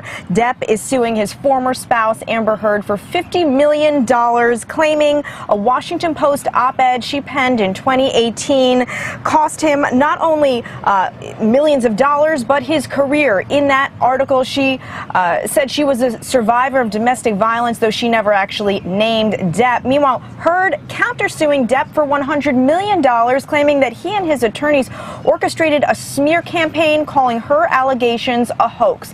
The trial stretched on some 6 weeks. It featured celebrities, all sorts of high-profile Hollywood figures, and deliberations began Friday. They resumed again this morning after the holiday weekend. So far, the jury has been going for almost 3 hours this morning. Now, just before our show started, I was on with Jesse. I mentioned there was a little bit of activity outside the courtroom when we saw some of Johnny Depp's attorneys, Camille Vasquez, Benjamin Shue, one of his security guards, go inside. We thought maybe something was happening. And Jeanette, of course, followed. What's the latest? Well, first of all, it's so great to be with you here, and I think we had some vibe going on because we didn't even plan this, but we both have a little sprinkle of yellow on. Exactly. Unfortunately, we don't really have much to report to you because I went inside, and even though the lawyers went in, nothing was happening. I went into the courtroom to see maybe if there was possibly a jury question. There was not. Apparently, they will be knocking on the door to see whether or not the jurors want to order lunch soon. It is that time. It is lunchtime, right? So you get here at 9 a.m., you start your work, noon, 1 o'clock, lunchtime. Judge Ascarati said she does not order dinner, so we know that if they are going to deliberate later, they will not be getting dinner. So that's where we stand right now. So to our knowledge, nothing really is happening. That's about it. So let's set the scene for our viewers who are joining us live now on YouTube and other platforms. We know there's a lot of media out here today, and compared to what you've seen, there's more media than usual, right? Yeah, most definitely. So behind us, you'll see there's a barricade of sorts. There's also a line of cameras. And really, we haven't seen that much media here since the first week of the trial. The first week of the trial, there was quite a bit of international media here. Now we have the U.S. networks. They have not been here. You know, the big three have not been here since, I don't even think they were here week 1 that I recall, but they are back now. Some of them started showing up last week. There is more media than there has been. Obviously, with technology, they don't have to be here every day, but you really don't get the feel for what's going on unless you are here on the ground. So we have more media. Fewer Depp fans. Yeah. I got here before 7 a.m. to get my trusty wristband. Stacey got one too. Thank goodness we both have our wristbands. Matches our yellow. Yes, it does. We've got this thing going on yellow. Maybe it's, we'll have to look into that. Maybe do some color analysis. But anyway, no crazy line. You know, we had told you about the line, and the line was horrendous. I cannot convey to you how awful the line was over the last 2 weeks. People were injured. I spoke to a reporter this morning who was bruised. I have a couple of bruises. I'm not 100% sure they're from that, but they could be because we were all shoved. Much better this morning. I think there may have been 10 people here, so not nearly as crazy as it has been. Thank goodness. Yeah, and we do expect if we hear a verdict has been reached, everyone has an hour to get in the courtroom. It's possible people in the area will start migrating. When it's a hot day, maybe people are seeking out some cool AC and so forth. So we have a lot to break down over the next 2 hours. We're going to be revisiting some of the most pivotal moments from this trial. We're also going to be taking your questions live right here on the air. We have a whole panel of guests to answer. But first, let's go to one of the more, let's say, high-profile moments, at least in the final weeks of the trial. And that one happened last week, and that has to do with Kate Moss testifying. The iconic supermodel Kate Moss taking the stand, dispelling sort of rumors, statements that Amber Heard had made that Johnny Depp had pushed her down the stairs when they were dating many years ago in Jamaica. Let's take a listen to her testimony. Whitney, my sister, all of a sudden put herself in between Johnny and I. She just threw herself like in the line of fire or whatever. She just all of a sudden was there and was trying to get Johnny to stop. Her back was to the staircase and Johnny swings at her and I just see my little sister with her back her back to the staircase and Johnny swings at her and I don't even wait for any other, I don't hesitate, I don't wait, I just in my head instantly think of Kate Moss and the stairs and I swung at him. Ms. Moss, did there come a time when you, while you and Mr. Depp were a couple, that the two of you took a vacation together to the Golden Eye Resort in Jamaica? Yes. What, if anything, happened when you were in Jamaica with Mr. Depp? We were leaving the room and Johnny left the room before I did and there had been a rainstorm and as I left the room I slid down the stairs and I hurt my back. How did you... I apologize, Ms. Moss. Please continue. And I screamed because I was because I didn't know what had happened to me and I was in pain and he came running back to help me and carried me to my room and got me medical attention. Did Mr. Depp push you in any way down the stairs? No. During the course of your relationship, did he ever push you down any stairs? No, he never pushed me, kicked me, or threw me down any stairs. All right, so first you heard some of Amber Heard where she alluded to this incident with Kate Moss, and then you heard Kate Moss herself beamed into the courtroom. And Jeanette says when she popped up on the screen, a lot of people in the court were like, oh, wow, she's really testifying, right? Yeah, right. It was interesting because we knew likely when Amber Heard said that, we all saw the fist pump from Ben Chu. Johnny Depp picked up on it first, actually. He smiled like, I can't believe she just said that, because it opened the door. Yeah. Kate Moss was not going to testify. Right. Had Amber Heard not, she literally put her hand on the door, twisted the doorknob, and flung it open to bring Kate Moss in to testify. So we were pretty certain it was going to happen, but we didn't find out until a couple of days before. Right. And then that morning we knew she was coming, and they said Kate Moss, and everybody in the courtroom was like, right. Kate Is Moss, she coming? Kate Moss. No. Beamed Kate in. Moss, yes. But interesting, for sure. Definitely a key moment. I want to bring in our panel of guests that we have outside of Fairfax with us. Of course, we have Law and Crime's own Linda Kenny-Bodden live in studio with us this hour for the next 2 hours. We have Law and Crime legal analyst Dina Dahl, and we have criminal defense attorney and former prosecutor Marie Pereira. So, Linda, I wanted to start quickly with you as someone who's also been watching this trial so quickly. I mean, what do you think was the impact of Kate Moss's testimony? Obviously, she disproved any rumors that Johnny Depp pushed her down the stairs, but what does that difference really does that make in this defamation case, right? The case isn't about Johnny Depp and Kate Moss. Well, good morning, Anjanette and Stacey. Nice to see you there in the heat. Well, I'm here in New York in the cool weather, but I won't rub that in. Okay, so let's talk about this in reality. This was a real pivotal moment because Amber Heard, when she was first on the stand, said with the sister Whitney, all I could remember was the Kate Moss being pushed down the stairs. Later on, she came back in the Sir rebuttal and or I guess would call it Sir rebuttal, and said it was a vague rumor trying to walk back on her steps. But this allowed both Ben Chu and Camille Vasquez in their closings, and I'm sure it was sanctioned by the judge because I'm sure there were argument on it behind the scenes, to say that there are no other victims here, right? And you know, we all did an when Kate Moss appeared and when she spoke, how she spoke the word rumor room and all. But there are no other victims here. They didn't come out of the woodwork. There's only a me. There's no me too. And I think that was important, that they could then say that Johnny Depp has never been accused of assaulting, abusing, or somehow destroying by defamation any other woman. And that's the portion of the Kate Moss testimony that became important for the closing theme of Johnny Depp.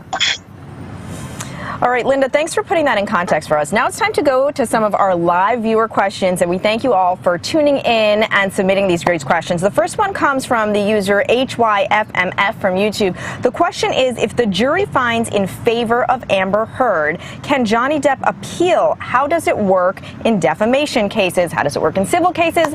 Dina Dahl, let me go to you with this one. What's your take? Yes. She could definitely appeal, and I think that if either one of them loses and is asked to pay damages, they will certainly appeal their case. That really, when you appeal your case, you're asking the Court of Appeals to say that there was a mistake in the law. They're not really looking at the facts so much. Again, that the jury's already decided the facts, but maybe the judge made a ruling about what evidence should come in or what should come out, or the jury instructions were worded in a way that maybe there's some case law to rebut it. So they asked the Court of Appeals to review those kind of legal issues that may have, in their perspective, gone, not according to case law, and that's why the case should be looked at again. Okay, Marie, do you agree whoever loses here could appeal? Absolutely. Appellate review is always a right that a person has. And Dina put it really right on point. There could have been things, rulings, objections that weren't honored that they can come back and complain about. And definitely, I think if either side loses, there will be an appeal. All right, well, we'll stay tuned for that. Before we even get to that part, though, Sean Kelly on YouTube has the $1 million question, the $50 million question, the $100 million question. Everyone wants to know, do you think we will be getting a verdict today? I mean, Anjanette, having been on it from the beginning, everyone says it's like reading a crystal ball. What's your take? Well, I think that's right. It is like reading a crystal ball, but I think you have to keep in mind this was a 6-week trial. Okay, they heard testimony, they heard audio recordings, they saw text messages, copious text messages. So there's a lot for them to consider, and there's a lot in these jury instructions for them to consider. They have to go through these and read them. There is a such thing as jury nullification, where they just, O.J. Simpson, right? Not guilty after 2 hours, right, after a 9-month trial. But but that's a totally different. We could talk for an hour about why that happened, but this is totally different. And for the most part, jurors, I think, take their duty very seriously, and they like to go through everything, and they want to get it right, and they want to be fair. And I think that's probably what's going to happen here. So today would seem quick for a 6-week trial. Maybe tomorrow, who knows? Maybe we could be here all week. We just don't know. Linda, let me get your quick prediction, just because you watch so many trials alongside with all of us and our viewers. As Anjanette said, this is so different from so many trials we cover here. If you had to guess, when do you think there'd be a verdict? Okay, so having tried 2 defamation cases, it's a little more complicated than your normal jury verdict. Most civil cases come back in a day. I think this afternoon, or at the latest, maybe tomorrow morning, because of the amount of questions that have to be answered in the verdict form. Okay, well, we'll see who's right. We should really start placing bets. I'm sure there are some people who are placing bets. All right, one more question before we take a quick break. This one's from Twitch, the user SceneStole, and the question is, why wasn't Jennifer Howell a bigger part of this case? She was a best friend of Whitney, Amber's sister, who directly contradicts what she said about the staircase incident, but she barely got a mention in the closing statements. Anjanette, got to give that one to you because it's so in the weeds there. Yeah, so Jennifer Howell, for our viewers who may not be aware, she was somebody who Whitney Enriquez, formerly Whitney Heard, Amber's sister, described as her chosen sister. She testified to that on the stand. And she lived with Jennifer Howell for a time after the staircase incident. And after the staircase incident, she moved out of the penthouses. According to Jennifer Howell's declaration, Whitney did that because she was afraid of Amber and didn't want to live near Amber anymore. And she had told Jennifer Howell, according to this declaration, that she was afraid that Amber Heard was going to kill Johnny Depp. That they were on the stairs that night, Jennifer Howe totally contradicted Whitney Enriquez's and Amber Heard's testimony. So I don't know if it's because would be considered hearsay. Maybe Judge Ascarati was like, you know what, we just can't go down this road. It's hearsay, even though she has this declaration. Jennifer Howell has also been kind of vocal on Instagram. She hasn't addressed this directly, but she has put out some stuff on Instagram talking about how you want to be on the side of the truth and injustice, speaking against injustice and things of that nature. It's our understanding too that she's been treated very poorly because of her willingness to support the depp team, and that some things have happened. She's been reported to the IRS, it's my understanding, to investigate her nonprofit. Some other things have also happened. So she would have been I think she's a crucial witness, a crucial part of this story, but it may have just been considered to be hearsay, and the judge wasn't going to let her say everything that she had said in the declaration. Interesting. And it's interesting what you said. The IRS has been contacted. She's facing all kind of backlash. I'm reading and hearing that so many witnesses who testified on the Heard team are seeing all kinds of backlash and threats now, which is really sort of disappointing. But anyway, we have so much more to discuss. We're going to take a quick break. More questions and clips right on the other side. This is Long Crime.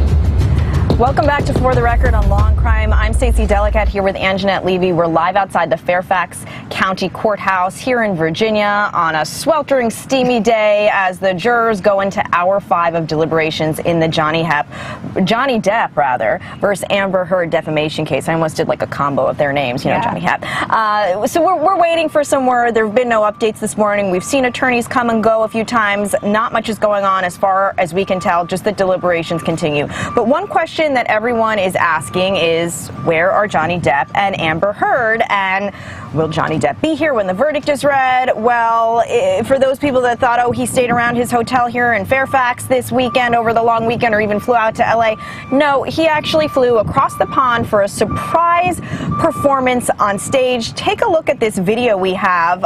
He showed up first on Sunday night alongside famous rock musician Jeff Beck at the Royal Albert Theatre. Oh, no, sorry, that was on Monday night. First, he appeared elsewhere in the UK, and then last night he was in London for a second show on stage. The two musicians have collaborated in the past. In fact, they came out with a song in 2020 called Isolation, a remake of a John Legend song.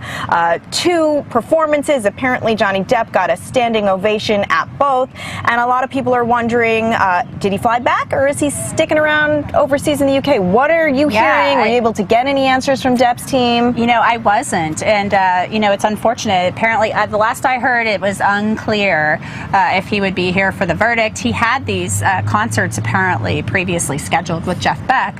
They're apparently they've described themselves, or at least Jeff Beck has on his website, as they call themselves musical soulmates. Yeah. So they're very close. So they had these planned. Obviously, he went over there. He had testified during the trial. You know, some people have given him some heat for this, that music is really his first love, not really acting. Really, it's music, and that was something he found some solace in and some comfort in growing up in an abusive household. So he had these things planned. You know, I'm sure getting on stage and just playing some music with a friend feels really good. And also, I must say, I think I heard a clip of them also playing, I could be wrong, correct me if I'm wrong on this, people, What's Going On by Marvin Gaye. Right, too. they played some Marvin Gaye. They did a bunch of covers. Yeah, I just had to throw that in because I'm a big music fan. Yeah. So I heard it and I was like, oh, that sounds really good. So anyway, we don't know. And Amber Heard, I had seen mixed reporting over the weekend that she may be here for the verdict. I was seeing a lot of reports that she would be, but I have not gotten an answer on that just as of yet. Right. So we know Jeff Beck is supposed to play again at the Royal Albert Hall tonight. So might he Twitter. stick around? I mean, it is 6 hours. It's only 6:30, you know, in London. But we'll see. Can we just ask the viewers, if you see Johnny Depp at the Royal Albert Hall tonight, please submit your videos to us and give us permission to use them. Tag us so we can use that audio and so forth. This morning I did see one of Johnny Depp's security guards, as did you, going in and out. I said to him, hey, you're here. Does this mean Mr. Depp's going to be back today? And he just sort of shrugged. He said, can't say anything. So it wasn't a no. There's a chance he will be here. And it's possible both of them are in the area. And if a verdict's reached, again, everyone has an hour's notice to get here. It's possible that they will head this way. So stay tuned for that. In the meantime, we want to go back to some more key moments in the trial. Obviously, Depp and Heard both took the stand on multiple occasions in this trial. We now want to play some testimony from Amber Heard during the rebuttal case when she talked about what all of this has cost her. Amber, how did Mr. Depp's statements and threats to you that you were discussing, how do those continue to manifest themselves today? In the harassment, in the humiliation, the campaign against me that's echoed every single day on social media and now in front of cameras in this room. Every single day I have to relive the trauma. My hands shake. I wake up screaming. I have to live with the trauma and the damage done to me. My friends have to live with a set of unspoken rules about how to not scare me. Objection, hearsay. Yes, sir. Unspoken rules. Overruled. Go ahead. About how to not touch me, not to surprise me. My intimate partners have rules about how they can deal with me, how they can touch me. I have rules for doctors and medical professionals I see, gynecologists I see. I live my life with these sets of rules that I have to follow, my friends have to follow for me not to have a panic attack or a triggering event where I relive the trauma. Even if I'm training to do my movie, for instance, if I'm training for Aquaman, a combat scene and a trigger happens, I have a meltdown and have to deal with that. The crew I work with have to deal with that because of the damage I walk around with every single day from what I've lived through, from what I've survived. I'm not sitting in this courtroom snickering. I'm not sitting in this courtroom laughing, smiling, and making snide jokes. I'm not. This is horrible. This is painful. And this is humiliating for any human being to go through. And perhaps it's easy to forget that, but I'm a human being. And even though Johnny promised that I deserve this and promised he'd do this, I don't deserve this. I want to move on. Ms. Heard, at the beginning of your cross-examination last week, I showed you an audio where you told Mr. Depp to tell the jury, tell the judge, tell the world that he is a victim of domestic abuse. Do you remember that? That's correct. And you testified you found it hard to believe that Mr. Depp would tell the world that he's a victim of domestic abuse, didn't you? I said I find it hard to believe that he would do that knowing that he himself had beat me up for 5 years. But he has told the world that he's your victim of domestic abuse, hasn't he? Well, he started to say that only recently. He didn't make that claim up until very recently. So when we signed our divorce agreement and we signed a statement saying that neither party had ever said false claims for financial gain, it was relevant and important to me because I was the only one making the accusations. I was the only one making those claims. He wasn't doing that at the time, and he signed his name to it. You didn't expect as many people to show up and testify on his behalf that did you? Incorrect. When you told this jury under oath that you never assaulted, actually, strike that, sorry, Your Honor. When you told this jury under oath that you punched Mr. Depp because you thought of Mr. Depp pushing Kate Moss down the stairs, you didn't expect Ms. Moss to agree to testify that that never happened, did you? Incorrect. I know how many people will come out of the woodwork to be in support of Johnny. So you think Ms. Moss needs to come out of the woodwork to testify for Mr. Depp? Everybody who was around in the 90s and the early aughts knew that rumor. I had heard that rumor from multiple people. Of course, that's what flashed through my head when my violent husband not only swung for me, but all of a sudden swung for my sister. Of course I thought of that. I did not expect her to show up or not expect her to show up. It didn't matter. It doesn't change what I believed at the time when we were on the stairs and I thought he was going to kill my sister by pushing her down the stairs. You told this jury under oath that Mr. Depp was aggressive and trashed a trailer in Hicksville. You didn't expect the manager of the Hicksville property, Morgan Knight, to come forward and testify that that was untrue, did you? Incorrect. I've already been through trials with this man. I know how many people will come out in support of him. When you told this jury under oath that you had no idea that the paparazzi would be at the courthouse on May 27th, 2016, you didn't expect a TMZ employee to show up to testify that TMZ had been alerted that you would be at the courthouse and knew exactly which side of your face to take a picture of, did you? I know how many people will come out and say whatever for him. That's his power. That's why I wrote the op-ed. I was speaking to that phenomenon. How many people will come out in support of him and will fall to his power? He is a very powerful man, and people love currying favor with powerful men. Currying and I know favor that and firsthand. I've risking lived jail it. time for committing perjury? Excuse me? I didn't hear your question. You didn't hear my question? Ms. Vasquez, if you do mind, please just repeat the question. I didn't hear you. Curry favor and commit perjury in this courtroom? I have For seen a people powerful do this. man? I have seen people do this time and time again.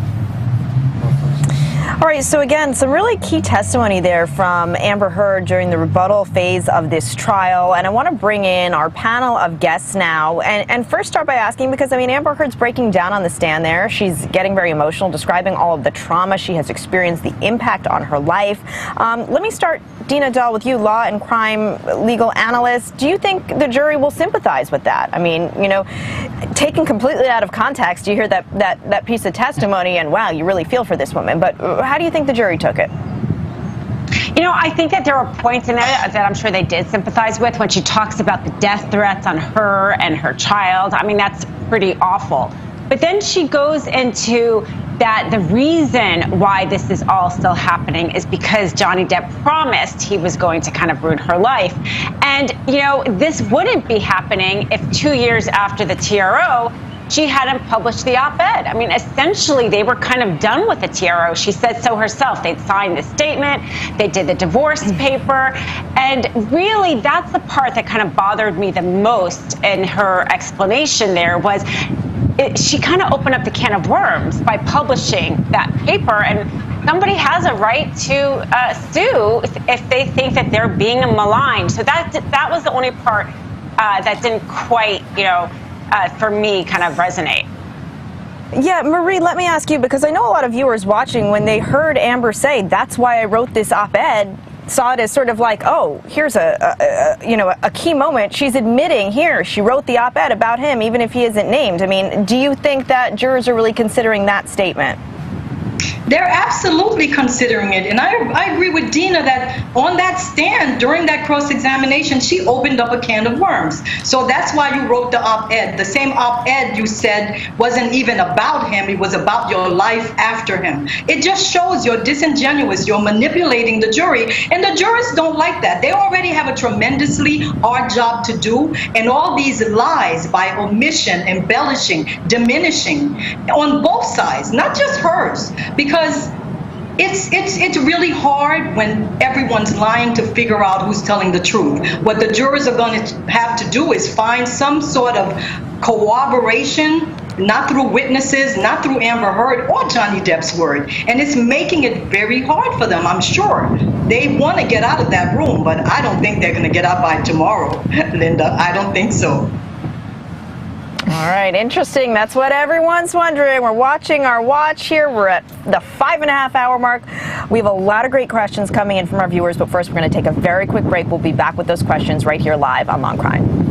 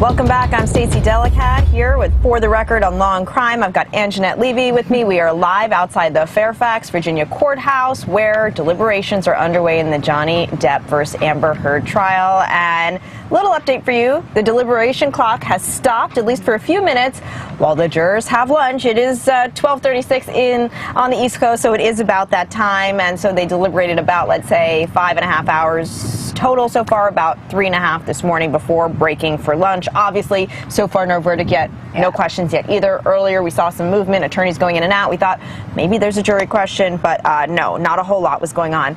Now we want to turn to your questions. So many great questions have been coming in on Twitch, on Twitter, on Facebook, on YouTube from the viewers. And so let me go to this question from A340. The question is, Amber Heard and Johnny Depp were questioned about their drug use, and they answered about how much and what they took.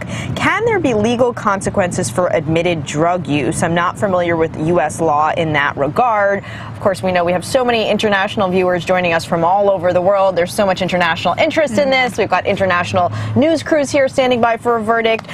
So let me go to our panel guests, and let me start with you. Dina Dahl, I mean, these drug admissions are from who knows how many years ago, but can there be any consequences for Johnny Depp or Amber Heard for taking illegal drugs in the past at this point? You know, no, I would say probably not. For one, there are also different jurisdictions where they admitted to taking drugs. Not sure what the Australian law would be on that, and there's various state laws on drug use. So that is a question probably for each jurisdiction. But really, our drug laws are more about possession of a drug. We don't have laws saying that for prior, like, ingestion at that point. There's nothing about them distributing or selling it. So I would say no, there's no sort of like criminal admission they made just by the fact that they maybe have taken the drug themselves. Okay, glad we set the record straight for that. Here's another question from a viewer on Twitch, Tanisha Wallace X. This is a question that has come up a lot, and the question is, can both Depp and Heard be found guilty? So can the jurors find that they both defamed each other, essentially, and with malice? Linda Kenny-Bodden in the studio for us, is this a possibility? The problem you have is that once they find, let's say they find for Johnny Depp, okay, and that one of the three headlines, and I'll start with the first one, I spoke up against sexual violence, not domestic abuse, sexual violence, and faced our culture's wrath. That has to change. Once they find for that was not true, that what Amber Heard had alleged, it becomes very difficult to find that Johnny Depp actually defamed her or his lawyer defamed her, which is really the allegation. Could there be some exceptions? Sure, juries come through with inconsistent verdicts all the time, but in this case, probably unlikely, and don't make me eat my words, jury. Is it possible that they find, you know, neither of them defamed the other one, right? That yes. Everyone gets off scot-free. Yeah. That is what most people are saying is the most likely verdict here. Of course, you know, there are two types of juries. Juries that have an opinion when they go into that room and they want to, like, say, okay, let's look at the law in relation to the opinion that I have as to who should win. And then there are other juries that want to find all the facts and all what happened for themselves. That's when you have the long deliberations, by the way, not the shorter deliberations. So, yes, could they say, okay, there's just too much here, we can't decipher it, I can't find behind clear and convincing evidence or beyond clear and convincing evidence that anything happened here on either side. I have suspicions, but I can't comply with the law on finding a verdict. Okay. Let's go to a question about the ACLU, because as many people may know, when Amber wrote that op-ed, she did it in conjunction with the ACLU. In fact, the ACLU sort of wrote it for her, although she had input and her team had input, and she had asked them to take out sort of specific things that alluded to her marriage to Johnny Depp.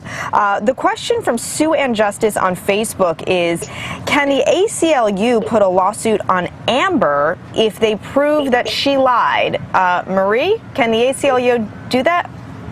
I don't see that the ACLU would do that. Anyone has access to our court systems. I don't think they would sue Amber to say, girl, you made us write this op-ed and you told all these lies, so therefore you made us look dumb. We're suing you. I don't think so. I think what they're going to try to do is to try to get her to keep her end of the bargain and get off some of that money. So they're not going to want to piss Amber off. They're going to play nice with her and try to get the money. That's what I think the ACLU is going to be focused on. Anjanette, talk to us a little bit more about ACLU. I mean, what do you think of that? And also, there's this story out this morning that the ACLU is actually billing Johnny Depp because they're claiming his legal team made them do all of these redactions or unredactions from a document. They're billing him some $86,000 or something. So, okay, so first of all, I want to say we love that Marie Pereira never holds back. Thank you, Marie. Thank you, Marie. We love you. Never change. Second of all, okay, so yes, I just want to say, let me start out by saying, Terrence Doherty, the gentleman who testified, the general counsel for the ACLU, I was under the impression he was not involved in any of this, okay? So let's just say that. Let's put that out there. He seemed like a lovely man, Columbia Law School graduate. He sat for a deposition for hours. If you watched the videotaped deposition, it went on probably for 8 or 9 hours. I'm sure they took breaks. But yes, the ACLU, there was this Romero guy that was involved with Amber. I think he met with her, and then the Elon Musk part of this, like Elon reached out to the ACLU to get Amber involved and all this jazz. So the ACLU has filed something in the courts in New York saying we want Johnny Depp to pay us $86,000 and change because of the money we had, or the time we had to spend compiling documents for the case. Right. So that's what they are asking for, and some stuff is going on with that in June in the courts. So there were some documents filed in April about that. People kind of threw them out there over the weekend again. I kind of like remembered this happening or heard about it a little bit, but then I saw some stuff over the weekend. I retweeted it, and then I looked at it a little more closely. Apparently, yeah, they can do this. They can say we want our money. So we had to pay this much for office staff to do this. So give us our money. I mean, that's a lot of money for preparing documents. Yeah, $86,000. How much are these people making that were pulling documents? Like, I don't know. That's what I'm saying. Like, that's a major salary. Sounds like a lot. All right, we will see how that all shakes out as well. We're going to take one more question from a user on Twitch, LatinLove22. How come the jury has to include emotional, psychological abuse in their final decisions when the only abuse that was mentioned in the op-ed was the sexual and physical abuse? Linda, do you want to take this one? Sure. And there was a distinction. This is a great question because it was a distinction that Camille Vasquez made, and also Ben Chu, but mostly Camille Vasquez, in her rebuttal closing, that the article talked about sexual violence. That was the headline, and that was the implication. So she argued to the jury, you do not have to talk about anything else that you may consider abuse. So that becomes the issue in a jury. They can accept that, or they can accept Mr. Rottenborn's argument that if you find that there was any abuse at all, no matter what type of abuse, you then don't have to fine for Johnny Depp. You can fine for his client Amber Heard. But it's going to be a question that will be answered by the jury. All right, and many questions they do have to answer. We're going to take another quick break here in Fairfax. We'll be right back after this. This is Long Crime.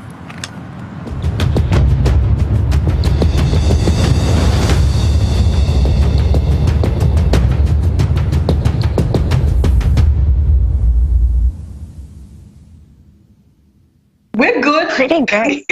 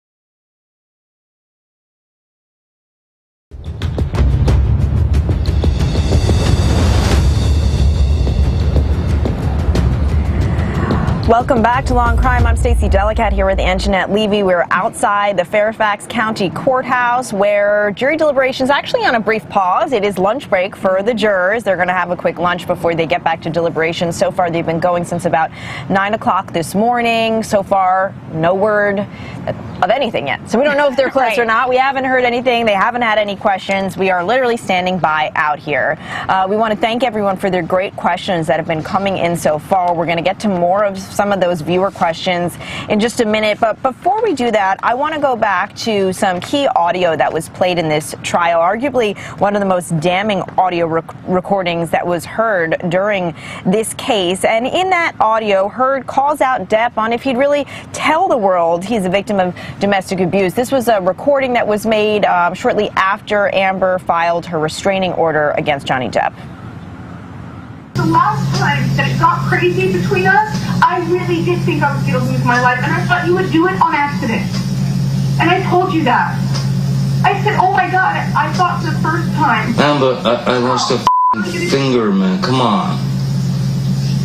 I had a mineral can, a jar of mineral spirits thrown at my nose. You can please tell people that it was a fair fight and see what the jury and judge think. Tell the world, Johnny. Tell them Johnny Depp. Johnny Depp, man, I'm a victim too of domestic violence, and yes. It's a fair fight. And see how many people believe or side with you. It doesn't matter if it's a fair fight. My exactly, because you're. All right, some very compelling audio there. Anjanette, just put this in context again for the viewers of when this recording was taken and what was going on here. So the TRO was filed May 27th of 2016, and this was sometime after that, but before the July 2016 San Francisco hotel room meeting where Amber had asked to meet with Johnny Depp. He was there performing with the Hollywood Vampires. So apparently there was this conversation between them. Johnny Depp recorded it, had her on speakerphone, it sounds like. And so apparently there was this phone conversation, and she's challenging him to tell the world and see if they believe you. So it happened before the San Francisco meeting, after the TRO. So he probably wasn't even supposed to be really talking to her because of the TRO, but apparently she had told Christian Carino, their former, I guess they may still be, agent, former friend, whatever, that she said something about the San Francisco thing, like, I won't call a violation on the TRO if he meets with me. And she apparently wanted to reconcile with him, so it's kind of wild. Dina Dahl, law and crime legal analyst, how do you think this plays with the jury? That I thought was one of the worst videos for Amber Heard, and there's a reason why Johnny Depp team played that at the very end of his direct, because it was so impactful. You know, there's so much recordings that they both did of each other, and we never hear Amber Heard talk about Johnny Depp hitting her on one of the recordings. We never hear her say, when you hit me, X, or why stop hitting me, or anything like that.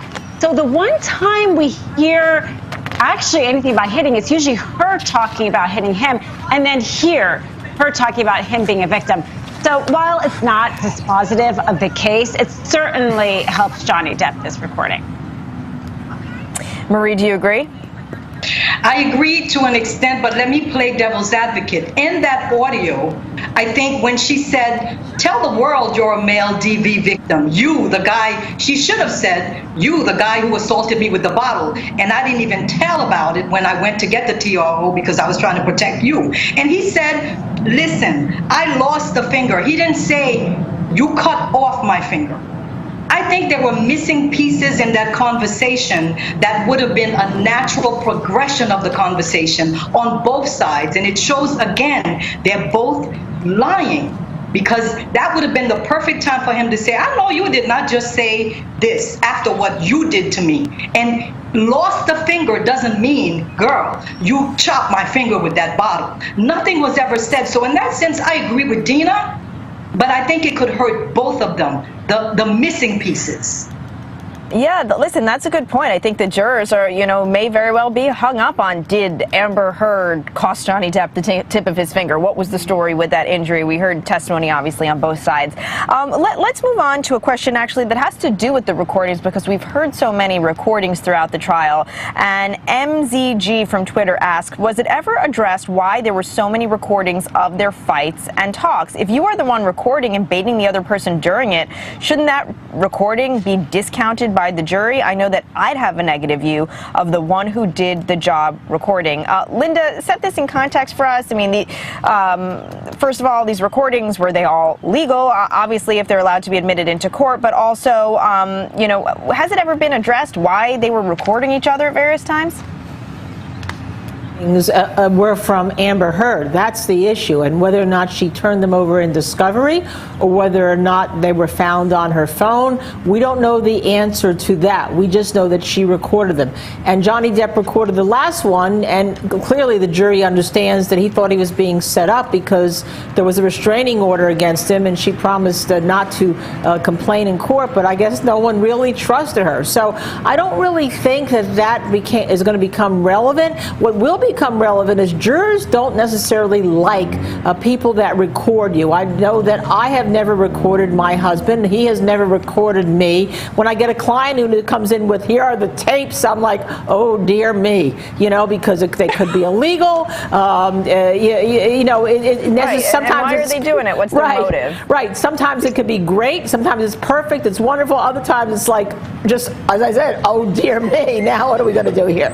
Okay. So that really is what happens. But she did make admissions, and if this were a criminal case, the police would be using those admissions against her that she hit Johnny Depp. Can I add to that just briefly, Sure. just to give some more context? Johnny Depp had testified that he had told Amber Heard he was going to record her because she would sometimes deny what she had said. So that's how it started. And apparently also there was something involving the marriage counselor, Dr. Anderson, where this was supposed to help them improve their communication with one another. So some of these were consensual, some were not. All right. Great input here. I want to thank Marie Pereira, criminal defense attorney, former prosecutor, for being with us and for always telling it like it is. Your opinions and have been invaluable as always. So thanks so much for being with us this hour. We are going to take a quick break. When we come back, much more live from the courthouse here in Fairfax, along with many more of your questions and some replays of some of the other pivotal moments in this trial. Stay with us.